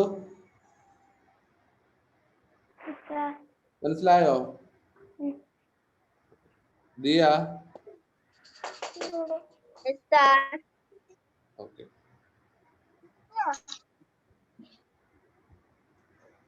ഓക്കെ. ഓ, ആക്ച്വലി ഇതൊരു കുഞ്ഞു ചാപ്റ്റർ ആയിട്ടോ, വളരെ കുഞ്ഞു chapter. Okay, knowledge and art in medieval Europe. അപ്പൊ എന്തായത്? നോളജ് ആൻഡ് ആർട്ട്, അറിവും പിന്നെ ആർട്ട്. ആർട്ട് എന്ന് വെച്ച് കഴിഞ്ഞാൽ കല, നമ്മുടെ കലയും എല്ലാം ഇവിടെ ഈ യൂറോപ്പിൽ, മെഡീവിയൽ യൂറോപ്പിൽ ഈ ഒരു ടൈമിൽ നമ്മൾ മെഡീവിയൽ യൂറോപ്പിനെ കുറിച്ചാണ് പഠിക്കുന്നത്. അപ്പോൾ മെഡീവിയൽ യൂറോപ്പിലുള്ള ആർട്ടും ഇത് നോളജും എല്ലാം എങ്ങനെയാണ് അവരുടെ രീതിയൊക്കെ എന്തായിരുന്നു എന്നൊക്കെ നമുക്ക് നോക്കാമായിരുന്നു. In medieval Europe, knowledge and art attained remarkable progress. അപ്പോൾ ഈ നമ്മുടെ മെഡീവൽ യൂറോപ്പിൽ ഈ ഒരു ടൈമിൽ ഈ നോളജും ആർട്ടും അല്ലെങ്കിൽ അറിവും അല്ലെങ്കിൽ വിജ്ഞാനം അല്ലെങ്കിൽ കല അതുപോലുള്ളതിനൊക്കെ ഭയങ്കരമായിട്ട് മുന്നേറ്റമാണ് ഉണ്ടായത്. കാര്യം എല്ലാവരും ഇതൊക്കെ അറിയാനും പഠിക്കാനും ഒക്കെ തുടങ്ങി. Churches and monasteries were the major centres of education. അപ്പോൾ മൊണാസ്ട്രീസ് എന്ന് പറയുമ്പോൾ ഈ ചർച്ചസ് എന്ന് പറയുമ്പോൾ പള്ളികള്, ഈ മൊണാസ്ട്രീസ് എന്ന് പറയുമ്പോൾ ഈ സന്യാസി മഠങ്ങള്, ഈ സന്യാസികൾ ചേർന്നിരിക്കുന്ന മഠങ്ങൾ. ഇത് നമ്മുടെ നിങ്ങൾ പറയും ഈ സിനിമ കണ്ടിട്ടുണ്ടോ എന്ന് അറിയത്തില്ല, യോധ, പണ്ടത്തെ ഒരു മോഹൻലാലിന്റെ ഒരു ഇത് ഒരു 1992 മൂവി അങ്ങനെ എന്തോ ആണെന്ന് തോന്നുന്നു. അപ്പൊ അതില് മറ്റേ നമ്മുടെ ലംബോച്ചിയോ അങ്ങനെ എന്തോ അല്ലേ പറയുന്ന ആ പയ്യന്റെ പേര്, രംബോച്ചെ, അത് തന്നെ, അതാണ് കേട്ടോ, എന്നെക്കാൾ ഓർമ്മയുണ്ടല്ലോ. അപ്പൊ അതിൽ അവർ ആ മൊണാസ്ട്രീസും അല്ലെങ്കിൽ ബുദ്ധമതക്കാരുടെ ആ നേപ്പാളിലുള്ള ആ മൊണാസ്ട്രീസും കാര്യങ്ങളൊക്കെ കാണിക്കുന്നുണ്ട്. അപ്പൊ അത്തരത്തിലുള്ള മൊണാസ്ട്രീസിലൊക്കെയാണ് ഈ ഒരു എഡ്യൂക്കേഷൻ അല്ലെ ഇത് ഇവിടെ നമ്മുടെ യൂറോപ്പിലുള്ളത്, ഇത് നേപ്പാളിലല്ല യൂറോപ്പിലുള്ളത്. ഞാൻ ഒരു എക്സാമ്പിൾ പറഞ്ഞതേ ഉള്ളൂ നമ്മുടെ സിനിമ. അപ്പോ അത്തരത്തില് മൊണാസ്ട്രീസും എല്ലാം അവിടെയൊക്കെ ആയിരുന്നു നമ്മുടെ ഈ എഡ്യൂക്കേഷൻ പ്രൊമോട്ട് ചെയ്തിരുന്നത്, അല്ലെങ്കിൽ നമ്മുടെ പഠിക്കാനുള്ള അവസരം അവിടെയൊക്കെ ആയിരുന്നു ഉണ്ടായിരുന്നത്. There were libraries attached to the monasteries. അപ്പോൾ ഈ മൊണാസ്ട്രീസില് ഈ ഒരു ലൈബ്രറികളും അല്ലെങ്കിൽ നമ്മുടെ പുസ്തകശാലകളും അവിടെ ഉണ്ടായിരുന്നു. Before the invention of printing technology, manuscripts of many books were prepared and preserved in the monasteries. അപ്പോൾ ഈ പ്രിന്റിംഗ് ടെക്നോളജി വരുന്നതിന് മുമ്പ് മാനുസ്ക്രിപ്റ്റ്സ് എന്ന് പറയുമ്പോൾ കൈകൊണ്ട് തന്നെ എഴുതിയത്, അതായത് ഒരു ബുക്കൊക്കെ കൈകൊണ്ട് തന്നെ എഴുതി കുറെ കാലം എടുത്ത് കൈകൊണ്ട് തന്നെ എഴുതി കംപ്ലീറ്റ് ആക്കിയ ബുക്കുകൾ, അതൊക്കെ ഇവരിവിടെ സൂക്ഷിച്ചു വെച്ചിരുന്നു. അവരങ്ങനെ ബുക്കുകൾ ഉണ്ടാക്കിയതിനു ശേഷം അവരിവിടെ ഇങ്ങനെ മൊണാസ്ട്രീസിൽ സൂക്ഷിച്ച് അവര് വച്ചിരുന്നു. ഈ പിക്ചർ കണ്ടില്ലേ, അതായത് അവർ എഴുതുന്ന കണ്ടില്ലേ, ആ ബുക്കുകൾ എഴുതുന്നത് പുള്ളിക്കാരൻ ഇരുന്ന് എഴുതിയ ഒരു പടം, ജസ്റ്റ് ആ ബുക്കുകൾ എഴുതി തയ്യാറാക്കുന്നത്. Several universities functioned as centers of knowledge in medieval Europe. പക്ഷേ യൂറോപ്പില് പിന്നീട് ആ ഒരു പീരീഡിൽ തന്നെ പല യൂണിവേഴ്സിറ്റീസും അവരവിടെ അറിവിന്റെ ശാലകളായിട്ട് മാറിയിരുന്നു. ഏതൊക്കെ യൂണിവേഴ്സിറ്റീസ് ആണെന്ന് നോക്കാം. ഇപ്പൊ ഇതൊക്കെ യൂറോപ്യൻ കൺട്രീസ് ആണ്, ഇറ്റലി, സ്പെയിൻ, ഫ്രാൻസ്, ഇംഗ്ലണ്ട് എന്നൊക്കെ പറയുന്നത്. അപ്പോ ഇറ്റലിയിലാണെങ്കിൽ പാഡുവ. അപ്പോ ഈ രണ്ട് കാര്യങ്ങൾ, അതായത് പാദുവ എന്ന് പറയുന്നതും പാവിയ എന്ന് പറയുന്ന രണ്ട് യൂണിവേഴ്സിറ്റീസ് ഉണ്ട്. അവിടെ ആയിരുന്നു ഏറ്റവും കൂടുതൽ ഇറ്റലിയില് ഈ ഒരു എഡ്യൂക്കേഷൻ പ്രൊമോട്ട് ചെയ്തിരുന്നത്. ഇതിലേക്ക് ഉറക്കെ വരുന്നുണ്ടോ? സ്പെയിനില് ഇത് പാർമ, കൊർദോവ. അപ്പോ സ്പെയിനിലാണെങ്കിൽ ഏതൊക്കെയാ? പാർമ എന്ന് പറയുന്നത്, കൊർദോവ എന്ന് പറയുന്ന രണ്ട് യൂണിവേഴ്സിറ്റീസ് ആയിരുന്നു ഉണ്ടായിരുന്നത്. ഫ്രാൻസിലാണെങ്കിൽ പാരീസ് ആൻഡ് ടുലോസ്, പാരീസും ടുലോസും. ഇതൊക്കെ എന്ന് പറയുന്നത് വേറെ എക്സ്പ്ലെയിൻ ചെയ്യാനായിട്ടൊന്നുമില്ല, കാണാതെ പഠിക്കുക, യൂണിവേഴ്സിറ്റികളുടെ പേരായിട്ടോ. അപ്പൊ ഓരോ യൂണിവേഴ്സിറ്റികളുടെ പേരാ, അപ്പൊ പേരുകൾ കാണാതെ പഠിക്കുക എന്നുള്ള അല്ലാതെ വേറെ ഓപ്ഷൻ ഒന്നും നമുക്കില്ല. ഇത് ഇംഗ്ലണ്ടിലാണെങ്കിൽ ഓക്സ്ഫോർഡ് ആൻഡ് കാംബ്രിഡ്ജ്. അപ്പൊ അത് നമ്മൾ കേട്ടിട്ടുള്ളതാണ്. കാര്യം ഇപ്പൊ തന്നെ നമ്മുടെ ഡിക്ഷണറി ഒക്കെ എടുത്ത് നോക്കുകയാണെങ്കിൽ അത് ഓക്സ്ഫോർഡിന്റെ ഡിക്ഷണറി ആയിരിക്കും. പിന്നെ കാംബ്രിഡ്ജ്, അവിടെയൊക്കെ പഠിക്കാൻ കിട്ടിക്കഴിഞ്ഞാൽ അത് വലിയൊരു കാര്യമായിട്ടൊക്കെയാ പറയുന്നത്. കാര്യം അത് അത്രയും അഡ്മിഷൻ കിട്ടാനായിട്ട് ഭയങ്കര പ്രയാസം, അത്രയ്ക്ക് നല്ല മാർക്ക് വേണം, നന്നായിട്ട് പഠിക്കുന്നവരായിരിക്കണം. അതാണ് അതിന്റെയൊക്കെ ക്വാളിറ്റി എന്ന് പറയുന്നത്. അപ്പൊ ഈ രാജ്യങ്ങളിലുള്ള യൂണിവേഴ്സിറ്റീസ് ആണ് ഇത്. Architectural splendor of medieval Europe is evident in construction of churches. അപ്പോൾ ഇവിടെ അപ്പോൾ അടുത്ത് നമ്മൾ ആർക്കിടെക്ചറിലേക്ക് പോകാം. പക്ഷെ ഇവിടെ നമ്മൾ നോക്കുകയാണെങ്കിൽ ഈ യൂണിവേഴ്സിറ്റീസ് എന്ന് പറയുന്നത് ഓരോ യൂണിവേഴ്സിറ്റീസും ഓരോ ഇതിനു വേണ്ടിയിട്ട് അവര് കൊടുത്തിരുന്നു. ഇപ്പോ ആർട്ട് ആൻഡ് കൾച്ചറിനാണെങ്കിൽ സോറി സയൻസിനാണെങ്കിൽ ഇവിടെ നമുക്ക് ഇതാ ഞാൻ എഴുതി വെച്ചിരുന്നാണല്ലോ. ഇപ്പൊ ഓരോ സ്ഥലത്തുള്ള യൂണിവേഴ്സിറ്റീസ്, ഇപ്പൊ എഡ്യൂക്കേഷൻ ആണെങ്കിൽ അത് ഓക്സ്ഫോർഡും കാംബ്രിഡ്ജും, അതുപോലെ തന്നെ ഇനി ലിറ്ററേച്ചറും അല്ലെങ്കിൽ ഇവിടെ സ്പെയിനിലുള്ള അല്ലെങ്കിൽ ഇറ്റലിയിലുള്ള ഇവരാണെങ്കിൽ കൂടുതലും നമ്മുടെ ഇതിനു വേണ്ടിയിട്ട് മെഡിക്കൽ ഫീൽഡിലത്തേക്ക്, അങ്ങനെ ഓരോരുത്തരും ഓരോ ഇതിലത്തേക്ക് സ്പെഷ്യലൈസ് ചെയ്തിരുന്നു. അത് മാത്രമല്ല അത് കൂടുതൽ വർക്ക് ചെയ്തിരുന്നത് അങ്ങനെയായിരുന്നു. ആ ഒരു എഡ്യൂക്കേഷൻ പ്രോപ്പറായിട്ട് എല്ലാ തരത്തിലുള്ള എഡ്യൂക്കേഷനും ആളുകളിൽ എത്തിക്കുക എന്നുള്ള ആ ഒരു ഉദ്ദേശത്തോടു കൂടെ കേട്ടോ. അപ്പോൾ ഈ യൂറോപ്പിലെ മേജർ യൂണിവേഴ്സിറ്റീസ് അല്ലെങ്കിൽ ഇത് ഇപ്പോഴും ഭയങ്കര ഫേമസ് ആണ്. അപ്പോൾ ഈ യൂണിവേഴ്സിറ്റീസ് എല്ലാം തന്നെ ഈ എന്തിനു വേണ്ടിയിട്ടാ ഈ എഡ്യൂക്കേഷൻ അവിടെ സ്പ്രെഡ് ചെയ്യാനായിട്ട് അവര് കൊടുത്തിരുന്നു. പ്രത്യേകിച്ചും ഈ പാരീസ് യൂണിവേഴ്സിറ്റി ഉണ്ടല്ലോ, ഫ്രാൻസിലെ പാരീസ് യൂണിവേഴ്സിറ്റി, അവര് 4 കാര്യങ്ങൾക്ക് വേണ്ടിയിട്ടാ ഇത് കൊടുക്കുന്നത്. Arts, law, medicine and theology. ആർട്സിന് കൊടുക്കും, പിന്നെ അടുത്ത ലോ നിയമ പഠനം, പിന്നെ മെഡിസിൻ നമ്മുടെ ഡോക്ടേഴ്സ് MBBS അതുപോലെയുള്ള പഠനം, അതുപോലെ തിയോളജി അവിടെ അവർക്ക് അങ്ങനെ കൊടുക്കും. അപ്പോൾ ഓരോരുത്തരും ഓരോ ഡിഫറെന്റ് യൂണിവേഴ്സിറ്റീസും പല യൂണിവേഴ്സിറ്റിയും പല പല സബ്ജക്റ്റിലായിരിക്കും അവര് ഇത് ഫോക്കസ് ചെയ്തിട്ടുണ്ടാവുക കേട്ടോ. അപ്പൊ അങ്ങനെയാണ് അതിന്റെ ഒരു സിസ്റ്റം വരുന്നത്. മനസ്സിലായോ? അത് യൂണിവേഴ്സിറ്റീസ് നമുക്കത് വലുതായിട്ട് പഠിക്കാനില്ല, ജസ്റ്റ് ആ പേരുകൾ മാത്രം പഠിക്കാനേ ഉള്ളൂ. ജസ്റ്റ് എന്നാലും ഞാൻ പറഞ്ഞതേ ഉള്ളൂ അതിനെക്കുറിച്ച്. ഓക്കെ, ഇപ്പൊ ഞാൻ ചിലപ്പോൾ മാച്ച് ദ ഫോളോയിങ് ആയിട്ട് ചോദിക്കും. പാവിയ വിച്ച് കൺട്രി, അടുത്ത് Paris which country, Cambridge which country എന്നുള്ള കാര്യം ചിലപ്പോൾ മാച്ച് ദ ഫോളോയിങ് ആയിട്ടായിരിക്കും ചോദിക്കുക. അപ്പൊ അത് കാണാതെ പഠിച്ചാൽ മതി ആ പേരുകൾ അത്രയും കേട്ടോ. ഓക്കെ ആണോ? പോവാം, നോക്കാം.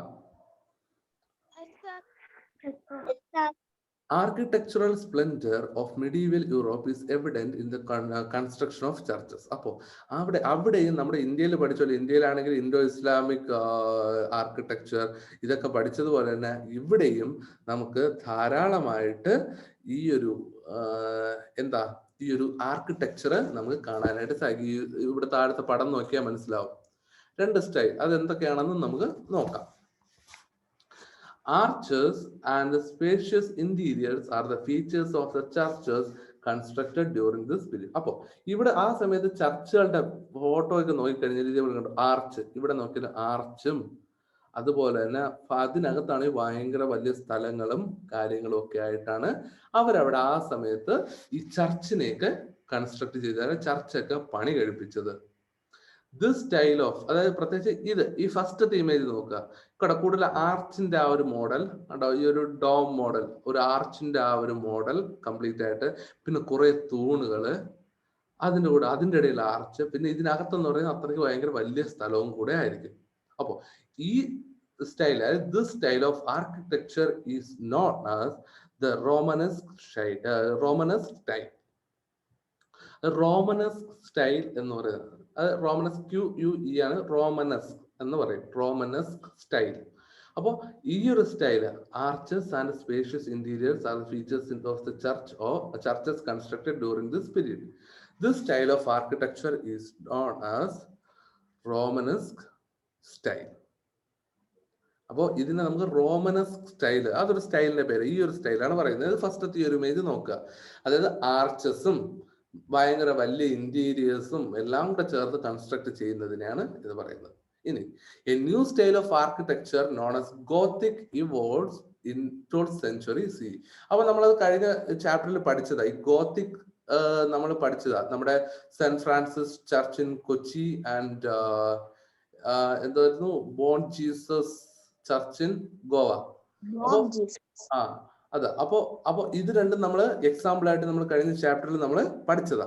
സോ ആ ഒരു സ്റ്റൈൽ എങ്ങനെയാ, ഈ കൂർത്ത ഈ ഒരു രീതി, അതായത് ടോപ്പ് എന്ന് പറയുന്നത് എഡ്ജ്, കൂർത്ത ഈ ഒരു രീതി, ഇതിനെയാണ് നമ്മൾ പോയിന്റഡ് ടവേഴ്സ്, ഈ പോയിന്റഡ് കൂർത്ത ഈ ഒരു പോയിന്റഡ് ടവേഴ്സ്, ഈ ഒരു രീതിയിലാണ് നമ്മൾ ഗോത്തിക് എന്ന് പറയുന്നത്. അപ്പൊ ഈ ഒരു ഗോത്തിക് സ്റ്റൈൽ എന്ന് പറയുന്നത് evolved in 12th century CE. 12ാം നൂറ്റാണ്ടിലാണ് ഈ ഒരു ഗോത്തിക് ഇത് ഫോം ചെയ്തത്. അത് മാത്രമല്ല ഈ ഒരു പോയിന്റഡ് ടവർ ആണ് ഇതിന്റെ മേജർ ആയിട്ടുള്ള ഫീച്ചർ എന്ന് പറയുന്നത്. ഇതിന്റെ ഇമ്പോർട്ടന്റ് ആയിട്ടുള്ള കാര്യം എന്ന് പറയുന്നത് ഇതിന്റെ ഈ ഒരു പോയിന്റഡ് ടവർ ആണ്. അത്രയും മനസ്സിലായോ? അതിനെന്തേ ഡൗട്ട് ഉണ്ടോ? ആർക്കെങ്കിലും? സാർ ഈ ഗോത്തിക് സ്റ്റൈലിലെ ചർച്ചസ് ഒക്കെ യൂറോപ്പിലാണോ? അതെ, യൂറോപ്പില്. ഇതെന്ന് പറയുന്നത് അത് നമ്മളിപ്പോ ഈ പഠിക്കുന്ന അത്ര ഈ യൂറോപ്പില് ആ മിഡീവിയൽ പീരീഡിൽ യൂറോപ്പിൽ എന്തൊക്കെ ഫോം ചെയ്ത് വന്നു എന്നുള്ള കാര്യമാണ് കേട്ടോ. അപ്പൊ യൂറോപ്പില് ഇതൊക്കെ ഉണ്ട്. ഇതൊക്കെ എന്ന് പറയുന്നത് ഈ പ്രാചീന ഇതൊക്കെ നമ്മുടെ പുതിയ കെട്ടിടങ്ങൾ ഇടിച്ചു പൊളിഞ്ഞു പോയാൽ ഇതൊന്നും പൊളിഞ്ഞു പോകത്തൊന്നുമില്ല. കാര്യം ഇതൊക്കെ എന്ന് പറയുന്നത് അത്രയും ആ ഒരു സ്ട്രോങ്ങും എല്ലാം ആണ്. ഇപ്പോഴും നമ്മളെ താജ്മഹലൊക്കെ നിൽക്കുന്നില്ലേ, അതുപോലെ തന്നെയാണ് ഇതൊക്കെ ഇപ്പോഴും ഉണ്ട്. അപ്പൊ ഇതെന്ന് പറയുന്നത് ഈ ഒരു സ്റ്റൈലിനെയാണ് കാണിക്കുന്നത്.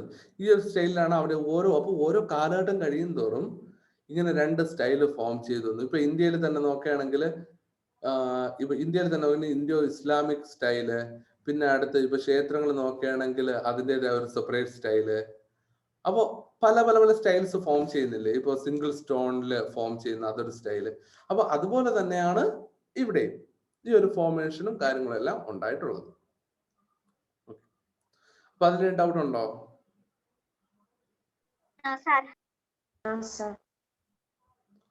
ഇതിന് ആപ്പടെ ഇത്രയും കൂടെ ഉള്ളൂ. ഇത്രയും കൂടെ എടുക്കട്ടെ, അങ്ങനെയാണെങ്കിൽ ഈ ചാപ്റ്റർ തീരും.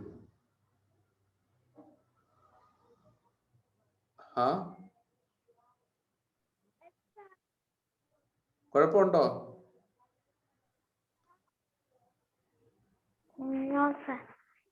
ഇല്ല, ഇത് ഓക്കെ ആണ്. എല്ലാരും ഓക്കെ ആണെങ്കിൽ മാത്രം പറഞ്ഞാൽ മതി. കാര്യം ഇതിന് കുറച്ചുകൂടെ ഉള്ളൂ. ഇന്നിപ്പോ ഫ്രൈഡേ ആയില്ലേ, അങ്ങനെയാണെങ്കിൽ മൺഡേ നമുക്ക് നെക്സ്റ്റ് ചാപ്റ്റർ തുടങ്ങാൻ പറ്റും. അതാ ഞാൻ അങ്ങനെ ചോദിച്ചത്. ഇപ്പൊ നാളെ മറ്റന്നാളും ക്ലാസ് ഇല്ല. അപ്പൊ ഇത് കുറച്ചുകൂടെ ഉള്ളൂ, 2 പേജ് കൂടെ ഉള്ളൂ ഇനി ഇതില്. അത് വളരെ എളുപ്പവുമാണ്.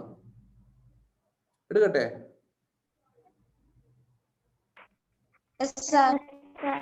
എല്ലാരും ദിയ, ഷാനു? ഓക്കെ. അവരെ ഞാൻ വിളിച്ചു ചോദിച്ചാൽ അവർ രണ്ടുപേരും വീഡിയോ ഓഫ് ആണ്. കാര്യം അവരുടെ എനിക്ക് കാണാൻ പറ്റും, ബാക്കിയുള്ളവരെ എനിക്ക് കാണാൻ പറ്റുന്നുണ്ട്, പക്ഷെ അവർ രണ്ടുപേരും കാണാൻ പറ്റുന്നില്ല. അതങ്ങനെ വിളിച്ചേ. ഓക്കെ. അപ്പോ medieval China and Arab world. അപ്പോ ഇതിൽ നമ്മൾ മെയിൻ ആയിട്ട് നമ്മൾ പഠിച്ച അത്ര യൂറോപ്പാണ്. ഇനി ഇതിൽ മിഡീവിയൽ വേൾഡ് എന്ന് പറയുന്നത്, ഇനി ചൈന എന്ന് പറയുന്ന അറബ് വേൾഡ് വളരെ കുറച്ച് കാര്യം നമുക്ക് പഠിക്കാനുള്ളൂ. We have discussed medieval Europe. The Chinese and Arabs also made significant contribution in the field of knowledge and art during the medieval period. അപ്പോൾ ചൈനീസും അറബ്സും എല്ലാം തന്നെ ഈ ഒരു ടൈമില് ഈ ഒരു വലിയൊരു കോൺട്രിബ്യൂഷൻ തന്നെയാണ് നമുക്ക് ഇതിൽ നടത്തി തന്നിട്ടുള്ളത്. The Chinese invented the printing machine and gunpowder. അപ്പോൾ ചൈനീസുകാരാണ് ഈ പ്രിന്റിംഗ് മെഷീനും ഈ ഗൺ പൗഡറും എല്ലാം ഇത് കണ്ടുപിടിച്ചത്. ഇപ്പൊ അവരുടെ ആ ഒരു ഇൻവെൻഷനാണ് ഈ ഒരു പ്രിന്റിംഗ് മെഷീനും അതുപോലെ തന്നെ ഈ ഒരു വെടിമരുന്ന്. അതായത് ഈ തോക്കിലൊക്കെ ഉപയോഗിക്കുന്ന ഇതാ പൊട്ടിക്കാനായിട്ട്. അപ്പോ ഇത് ആ വെടിമരുന്നും ഈ പ്രിന്റ് മെഷീനൊക്കെ കണ്ടുപിടിച്ചത് ഇവരാണ്. The Europeans acquired knowledge about these from the Chinese. അപ്പോ ഈ ചൈനീസുകാര് ഈ ഒരു ഇത് കണ്ടുപിടിച്ചപ്പോ ഇവരിൽ നിന്നാണ് ഈ യൂറോപ്യൻസ് ഇതൊക്കെ എങ്ങനെ ഉണ്ടാക്കണമെന്നും എല്ലാ കാര്യങ്ങളും മനസ്സിലാക്കിയത്. അപ്പൊ ആദ്യം കണ്ടുപിടിച്ചത് നമ്മുടെ ചൈനീസ് ആണ്. പക്ഷെ ഇത് അവസാനം യൂറോപ്യൻസ് എടുത്തത് എവിടെന്നാ? ചൈനീസുകാരിൽ നിന്നാണ്. The printing technology helped the development of knowledge. അപ്പോൾ ഈ പ്രിന്റിംഗ് ടെക്നോളജി വന്നതോടുകൂടെ അവർക്ക് ഈ ഒരു നമ്മുടെ നോളജിന്റെ ഡെവലപ്മെന്റ് കൂടി. എങ്ങനെയാ? അവർക്ക് പുസ്തകങ്ങളെല്ലാം പ്രിന്റ് ചെയ്യാൻ പറ്റി, അതെല്ലാം അവർക്ക് സ്റ്റോർ ചെയ്യാൻ പറ്റി പ്രോപ്പറായിട്ട്. ഇങ്ങനെ എഴുതി അവസാനം മഷി മാഞ്ഞു പോകുമെന്ന് വേണ്ട, മഷി മാഞ്ഞു പോകുന്നുള്ള പേടി വേണ്ട, എല്ലാം പ്രിന്റ് ചെയ്ത് പ്രോപ്പറായിട്ട് എല്ലാ കാര്യങ്ങളും ടെക്സ്റ്റും എല്ലാം അവർക്ക് വെക്കാൻ പറ്റി. The Mariner's compass, an instrument to find direction during navigation, is also a Chinese contribution. അപ്പൊ ഈ കോമ്പസ്, നമ്മുടെ ഈ കോമ്പസ് എന്താ, ഇത് നോർത്ത് സൗത്ത് ഈസ്റ്റ് വെസ്റ്റ് മനസ്സിലാക്കാൻ വേണ്ടി, ഡയറക്ഷൻ മനസ്സിലാക്കാൻ വേണ്ടിയിട്ട്. അപ്പോ ഇത് കോമ്പസിന് മലയാളം എന്ത് പറയും? മലയാളം എന്താ പറയുക? മലയാളം എനിക്ക് അറിഞ്ഞൂടാ കേട്ടോ. അതിന്റെ കോമ്പസ് എന്ന് മാത്രമേ എനിക്ക് അറിയൂ. അത് സംഭവം മനസ്സിലായില്ലേ? അതായത് ആ സംഭവം വെച്ചിട്ട് ഇത് നോർത്ത് വെസ്റ്റ് സൗത്ത് ഇത് ഏതാ ഡയറക്ഷൻ നമുക്ക് മനസ്സിലാക്കാൻ പറ്റുന്നത് എവിടെ വെച്ചാലും ആ ഒരു മാഗ്നറ്റിക് പവർ വെച്ച്. അപ്പോ ആ കോമ്പസ് ഇവർ ചൈനീസുകാരാണ് കണ്ടുപിടിച്ചത്. They were excellent in architecture too. അപ്പോ നമ്മുടെ ചൈനീസുകാരാണെങ്കിൽ ആർക്കിടെക്ചറിലും ഭയങ്കരമായിട്ട് മുന്നിൽ തന്നെയായിരുന്നു.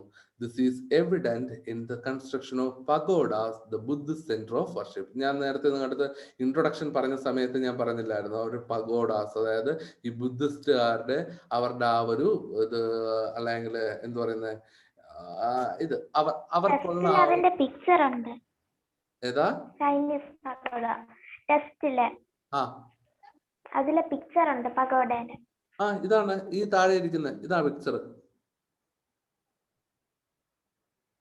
അപ്പൊ അതായത് അവരുടെ ആ ഒരു കെട്ടിടം കണ്ടോ, അവരുടെ ആ ഒരു കൺസ്ട്രക്ഷൻ കണ്ടോ, അത് എന്ത് ബ്യൂട്ടിഫുൾ ആയിട്ട് അവർ ചെയ്തിട്ടുണ്ട്. ആ ഒരു ടൈമിൽ തന്നെ ഇത്രയും പൊക്കത്തില് ഈ ഒരു സ്റ്റൈലില് കറക്റ്റ് ആയിട്ട് അവർ ചെയ്തിട്ടുണ്ടെങ്കിൽ അതിന്റെ ആ ഒരു ഇത് നോക്കിയേ. അപ്പൊ അതാ പറഞ്ഞത്. അപ്പൊ അവരുടെ ആ ഒരു വർഷിപ്പ് സെന്റർ എന്ന് പറയുന്നത് ഈ പഗോഡാസ് എന്ന് പറയുന്ന ഈ ഒരു സെന്റർ അവര് അത്ര ബ്യൂട്ടിഫുൾ ആയിട്ട് ചെയ്തു. അപ്പൊ അതിനർത്ഥം ആർക്കിടെക്ചറിലും അവര് ഭയങ്കര എക്സലന്റ് ആയിരുന്നു ആര്? ചൈനീസ്. അപ്പൊ അവര് ഒട്ടും പിറകിലായിരുന്നില്ല, അവരും ഇതെല്ലാം നല്ല രീതിയിൽ ചെയ്യുന്നുണ്ടായിരുന്നു. അപ്പോ പഴയ കാലത്ത് ആ ഒരു പ്രിന്റിംഗ് മെഷീനും ഇവിടെ കൊടുത്തിട്ടുണ്ട് കണ്ടോ. പ്രിന്റിംഗ് മെഷീൻ ഈ രീതിയിലായിരുന്നു പഴയ കാലത്തെ പ്രിന്റിംഗ് മെഷീൻ, ആദ്യ കാലത്തെ ആൻഷ്യൻ പ്രിന്റിംഗ് മെഷീൻ. അപ്പോൾ അത് ഇതുപോലെ തന്നെയാ. അത് ഒരു ഇപ്പോഴത്തേതൊന്നും എൻറ്റയർലി ഡിഫറെന്റ് ആണ് ആ ഒരു മോഡൽ, ആ ഒരു പഴയ കാലത്ത്. പക്ഷെ അവർ കഷ്ടപ്പെട്ട് ഇത്രയും അത് കണ്ടുപിടിച്ചില്ലേ, അതിലെ ഏറ്റവും വലിയൊരു ഇൻവെൻഷൻ എന്ന് പറയുന്നത്. റൈറ്റ്. അപ്പോ ഈ മെഡീവിയൽ ചൈനയിൽ നമ്മളിപ്പോൾ പഠിച്ചതിൽ വെച്ച് ഇവരുടെ contribution science technology during medieval period. അപ്പോൾ ഇത് ഇപ്പൊ പ്രിന്റിംഗ് മെഷീൻ അല്ലാതെ വേറെ എന്തൊക്കെ കാര്യങ്ങൾ അവർ കൊണ്ടുവന്നിട്ടുണ്ടായിരുന്നു? ഇതൊന്ന് ഫില്ല് ചെയ്ത്.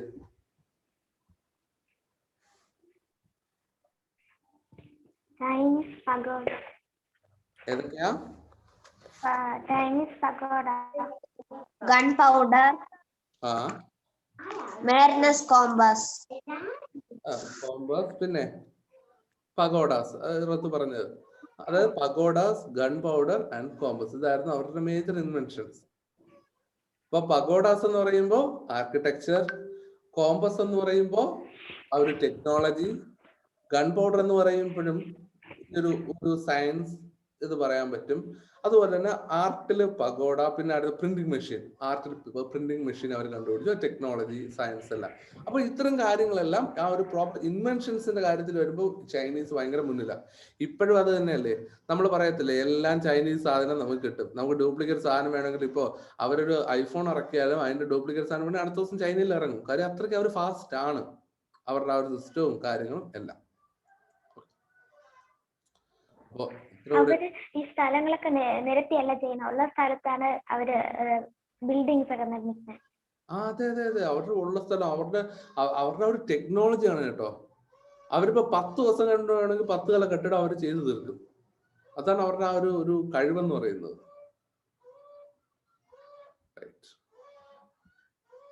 അപ്പോ ഇനി നമ്മൾ അവിടെ നോക്കുന്നത് സയൻസ് ആൻഡ് ലിറ്ററേച്ചറിൽ എന്തൊക്കെ അവർ ചെയ്തിട്ടുണ്ടെന്നുള്ള കാര്യം. ഇത് മനസ്സിലാക്കാൻ ചിലപ്പോൾ ഒരു പ്രയാസമായിരിക്കും, പക്ഷെ കുറച്ചേ ഉള്ളൂ. The significant contributions of the Arabs were in the field of science and literature. അപ്പോൾ അറബ് ആണെങ്കിൽ, അപ്പൊ ഇത് നമ്മുടെ ചൈനീസിന്റെ ഇത് കഴിഞ്ഞു. അപ്പൊ നമ്മൾ അടുത്തിന് അറബ്സ് നോക്കുകയാണ്. അറബ്സ് എന്ന് പറയുന്നത് അവരുടെ കോൺട്രിബ്യൂഷൻ കൂടുതൽ പ്രധാനമായിട്ട് വന്നത് സയൻസിലും ലിറ്ററേച്ചറിലും ആയിരുന്നു. അവരുടെ ആ ഒരു സയൻസ് ആൻഡ് ലിറ്ററേച്ചറിൽ അവരുടെ കോൺട്രിബ്യൂഷൻ എന്ന് പറയുന്നത് വളരെ വളരെ വലുത് ആയിരുന്നു. Al-Razi, Ibn Sina were the scholars in the field of medical science. അപ്പൊ അതിൽ തന്നെ ഈ അൽ-റാസിയും ഇബൻ സിന എന്ന് പറയുന്ന ആണ് ഇവരുടെ മെഡിക്കൽ സയൻസിലെ ഏറ്റവും ഇമ്പോർട്ടന്റ് ആയിട്ടുള്ള ആൾക്കാർ. ഏറ്റവും ഇമ്പോർട്ടന്റ് ആയിട്ട് അൽ-റാസിയും ഇബൻ സിന എന്ന് പറയുന്ന ആളും. അടുത്ത് കിതാബുൽ ഹവേ. കിതാബുൽ ഹവേ written by Al-Razi is a work on medical science. അപ്പൊ കിതാബുൽ ഹവേ എന്ന് പറയുന്ന പുസ്തകം അല്ലെങ്കിൽ ആ ഒരു എഴുത്ത് എന്ന് പറയുന്നത് മെഡിക്കൽ സയൻസില് പുള്ളിക്കാരൻ എഴുതിയിട്ടുള്ള ഒരു പുസ്തകം ആണ്. അപ്പോ ഇത് ചോദിക്കാം, ഇത് നമ്മുടെ അൽ-റാസിയുടെ പുസ്തകം ഏതാ എന്ന് ചോദിച്ചു കഴിഞ്ഞാൽ നമുക്ക് എഴുതാൻ പറ്റണം. ഏതാ ഏതാ അത് വായിച്ചേ, വാക്കൊന്ന് വായിച്ചേ. അതിനുവേണ്ടി ഒന്നും കൂടെ പറയാം. കിതാബുൽ ഹവേ. കിതാബുൽ ഹവേ. കിതാബുൽ ഹവേ. ഹവി എന്നാണ് എഴുതിയത്. ഹവേ. കിതാബുൽ ഹവേ ബൈ അൽ-റാസി. അൽ-റാസി. ഓക്കെ. അടുത്ത് അൽ ഖാനൂൻ. അൽ ഖാനൂൻ എന്ന് പറയുന്ന പുസ്തകം എഴുതിയതാരാ? ഇബൻ സിന. ഇത് എങ്ങനെ വായിക്കും? ഇബൻ സിന. ഇബൻ സിന. ഇബൻ സിന.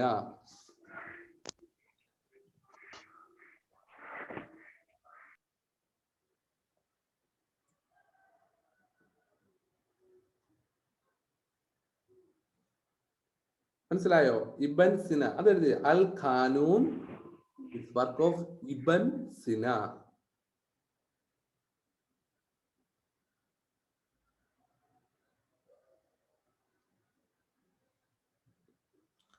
ഇബൻ സിന.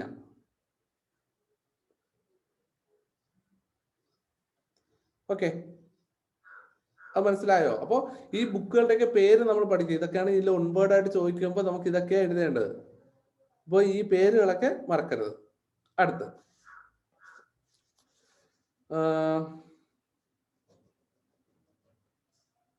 അപ്പൊ ഇത് എഴുതിയല്ലോ. അടുത്ത് റുബായിയാത്ത്. ഇത് റുബായിയാത്ത്. റുബായിയാത്ത്. റുബായിയാത്ത്. അപ്പൊ വായിക്കുമ്പോ സ്പെല്ലിംഗ് നമ്മൾ പറയുമ്പോ RUBAYIYATH എന്നുള്ള ആ ഒരു സ്പെല്ലിംഗ് വരും വായിക്കുന്ന സമയത്ത്. അപ്പൊ റുബായിയാത്ത്. അത് എഴുതിയതാരാ? ഒമർ ഖയ്യാം. ഒമർ ഖയ്യാം. ഇത് റുബായിയാത്ത് ഓഫ് ഒമർ ഖയ്യാം.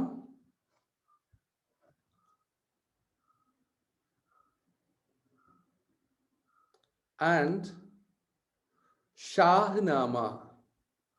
ഷാഹ്നാമ അവിടെ മലയാളം ഷാഹ്നാമ. ഷാഹ്നാമ. ഷാഹ്നാമ. ഷാഹ്നാമ written by Ferdowsi. അതായത് ഇത് ഓക്കെ ഷാഹ്നാമ ഫിർദൗസി. ഫൈൻ. അപ്പൊ അത് എളുപ്പമായല്ലോ, ഒരെണ്ണം ഓൾറെഡി അറിയാം. Are the remarkable literary works of the spirit. അപ്പോ ഈ റുബായിയാത്ത്, ഇത് ഒമർ ഖയ്യാമിന്റെ റുബായിയാത്ത് എന്നും അത് ഷാഹ്നാമ, അത് ഫിർദൗസിയുടെ ഷാഹ്നാമ എന്ന് പറയുന്ന പുസ്തകവുമാണ് ഈ ഒരു ലിറ്റററി വർക്ക്, ഈ ഒരു പീരീഡിൽ ലിറ്റററി വർക്കിൽ ഏറ്റവും ഇമ്പോർട്ടന്റ് ആയിരുന്നത്. The famous 1001 Nights, Arabian Nights is another literary contribution of the Arab. അത് 1001 Nights, അതായത് 1001 രാവുകൾ. അത് ഇത് മലയാളത്തിൽ ട്രാൻസ്ലേഷൻ ഉണ്ടെന്ന് തോന്നുന്നു കേട്ടോ. അപ്പോ 1001 രാവുകൾ അതെന്ന് പറയുന്നത് ഇതേപോലെ ഇതൊക്കെയാണ് ഈ അറബ്സില് അല്ലെങ്കിൽ അറബികളില് അറബ്സിൽ ഏറ്റവും കൂടുതൽ കോൺട്രിബ്യൂഷൻ ആയിട്ട് നമുക്ക് നൽകിയിട്ടുള്ളത്. ഓക്കെ,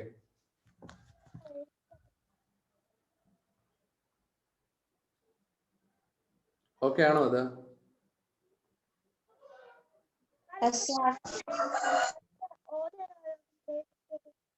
എന്താ ഗൗരി?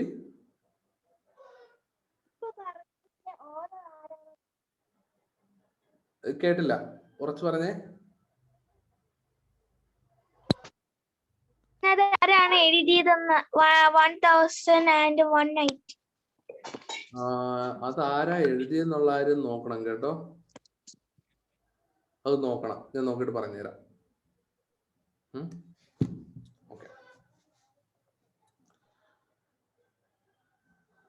Okay.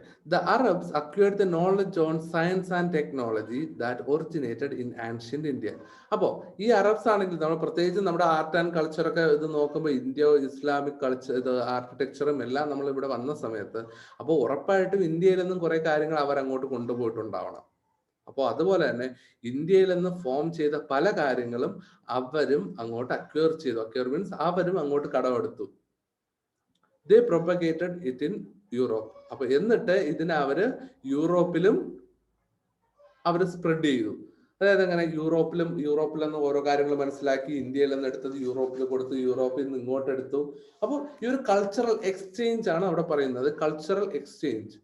അപ്പോൾ ഓരോ രാജ്യത്തുള്ളതും അല്ലെങ്കിൽ ഓരോ രാജ്യത്തുള്ള കൾച്ചറും കാര്യങ്ങളും എല്ലാം മറ്റ് രാജ്യങ്ങളിലും എല്ലാം അവര് എത്തിക്കുന്ന ആ ഒരു രീതി. The concept of zero and decimal system are the example of this. അപ്പൊ ഇന്ത്യയിലാണ് ഇപ്പൊ ഈ സീറോ കണ്ടുപിടിച്ചത് ആരാ? ഇന്ത്യക്കാരല്ലേ? ഇന്ത്യക്കാരൻ. ആരാ? ആളാരാ?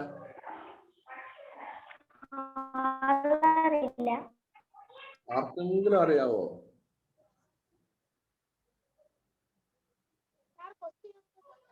Who invented zero?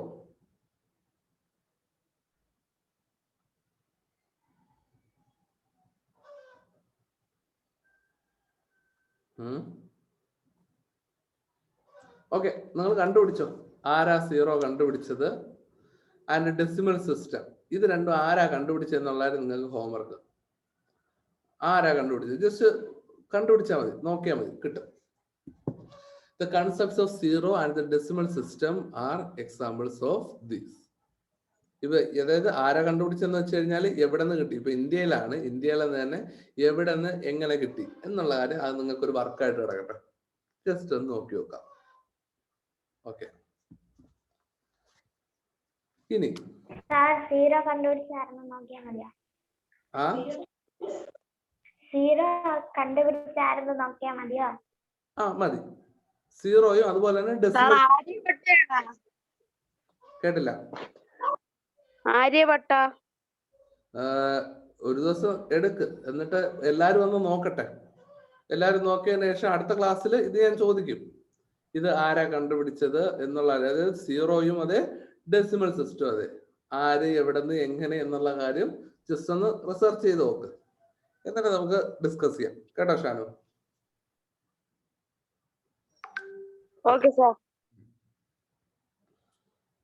അപ്പോ അടുത്ത് നമുക്ക് ഇതൊന്ന് ഫില്ല് ചെയ്യാനാ ഉള്ളത്.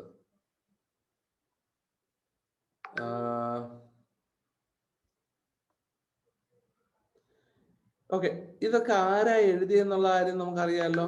അത് ഇവിടെ ഫില്ല് ചെയ്യണം. അതായത് ഇത് മുകളിൽ നോക്കിയിട്ട് അത് നിങ്ങൾക്കുള്ളൊരു വർക്കാ. ഇവിടെ മുകളിൽ കൊടുത്തിട്ടുണ്ട്.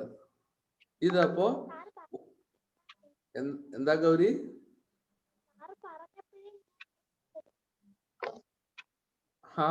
കേട്ടില്ല?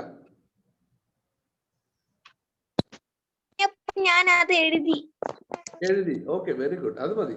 അപ്പൊ അതുപോലെ ബാക്കിയുള്ളവരും അതിൽ നോക്കി എഴുതുക. ഞാൻ ഒരു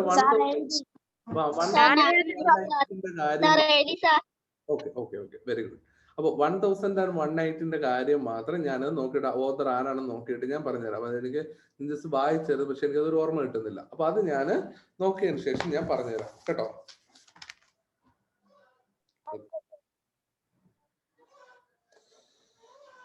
ഓക്കെ, അപ്പോ we have discussed the major features of medieval Europe, China and Arabia. By the end of the medieval period, trade gained the prominence, and this helped the spread of progress in the field of culture and knowledge of different parts of the world. അപ്പോൾ ഇത് കഴിഞ്ഞപ്പോഴത്തേക്കും ഈ medieval യൂറോപ്പിന്റെ ഈ ഒരു time കഴിഞ്ഞപ്പോഴത്തേക്കും, ഈ ഒരു മിഡീവൽ പീരീഡ് കഴിഞ്ഞപ്പോഴത്തേക്കും ട്രേഡും എല്ലാം ഭയങ്കരമായിട്ട് ഫേമസ് ആയി. പിന്നെ ട്രേഡിങ് പ്രോപ്പറായിട്ട് സ്റ്റാർട്ട് ചെയ്തു. പിന്നെ ആ ഒരു കൾച്ചറൽ എക്സ്ചേഞ്ചും എല്ലാം നടന്നു. ആളുകൾ പുറത്തോട്ടൊക്കെ പോയി പഠിക്കാൻ തുടങ്ങി, അല്ലെ വിദേശത്ത് പോകാൻ തുടങ്ങി, അവിടെ ഉള്ളവർ ഇങ്ങോട്ട് വരാൻ തുടങ്ങി, ടൂറ്, അതുപോലെയുള്ള എല്ലാ കാര്യങ്ങളും സ്റ്റാർട്ട് ചെയ്തു. അങ്ങനെ ആ ഒരു കൾച്ചറൽ ആൻഡ് നോളജ് എക്സ്ചേഞ്ചും ഇതെല്ലാം വേൾഡിലെ എല്ലാ സ്ഥലത്തും സംഭവിച്ചു തുടങ്ങി. മനസ്സിലായോ?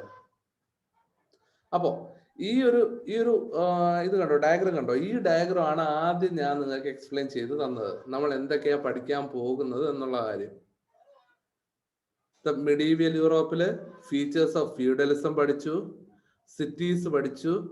ആ സിറ്റീസിൽ തന്നെ മേജർ സിറ്റീസ് ഏതൊക്കെ, ഇറ്റലിയില്, ജർമ്മനിയില്, പിന്നെ ടർക്കിയിലുള്ള സിറ്റീസ് ഏതൊക്കെയാണെന്ന് പഠിച്ചു. ഗിൽഡ്സ്, എന്താണ് ഗിൽഡ്സ്, അതുപോലെ തന്നെ ഗിൽഡ്സ് ആരൊക്കെയാണ് ഫോം ചെയ്തത് എന്നുള്ള കാര്യം പഠിച്ചു. അപ്പൊ നോളജ് ആൻഡ് ആർട്ട്, അവിടുത്തെ യൂണിവേഴ്സിറ്റീസും അതുപോലെ തന്നെ അവിടുത്തെ അറിവ് എവിടെ നിന്ന് കിട്ടി, ഇല്ലെങ്കിൽ മൊണാസ്ട്രീസിൽ നിന്നും അതുപോലെ നമ്മുടെ ചർച്ചസിലെന്നും ഒന്നൊക്കെ ഉള്ള കാര്യങ്ങൾ നമ്മൾ പഠിച്ചു. അതിൽ ആർക്കിടെക്ചർ, നമ്മുടെ 2 തരത്തിലുള്ള ആർക്കിടെക്ചർ ഏതൊക്കെയാണെന്ന് നമ്മൾ പഠിച്ചു. പിന്നെ medieval ചൈനയിലാണെങ്കിൽ പ്രിന്റിങ്ങും gun powder, compass, pagodas ഇതെല്ലാം അവരുടെ ഇൻവെൻഷൻ ആണെന്നുള്ള കാര്യം പഠിച്ചു. അറബ്സിലാണെങ്കിൽ മെഡിക്കൽ സയൻസ്, അൽട്രാസി, ഇബൻ സിന. അടുത്ത് ലിറ്ററേച്ചറിലാണെങ്കിൽ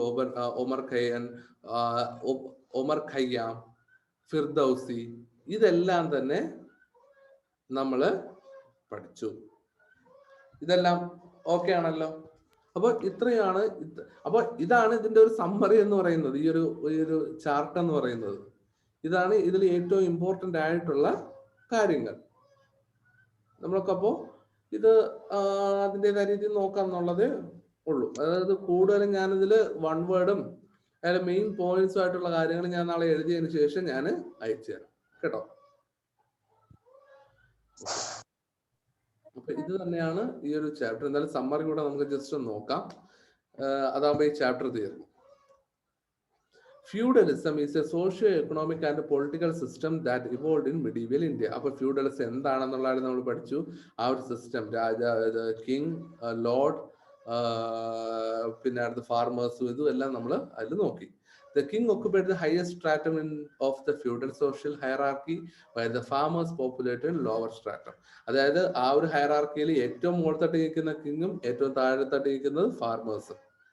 Many cities originated in Europe during the 11th century CE. അപ്പോൾ പല സിറ്റീസ്, പല കാര്യങ്ങളും അവർ ഫോം ചെയ്തത് ഈ 11ാം സെഞ്ചുറിയിലാണ്.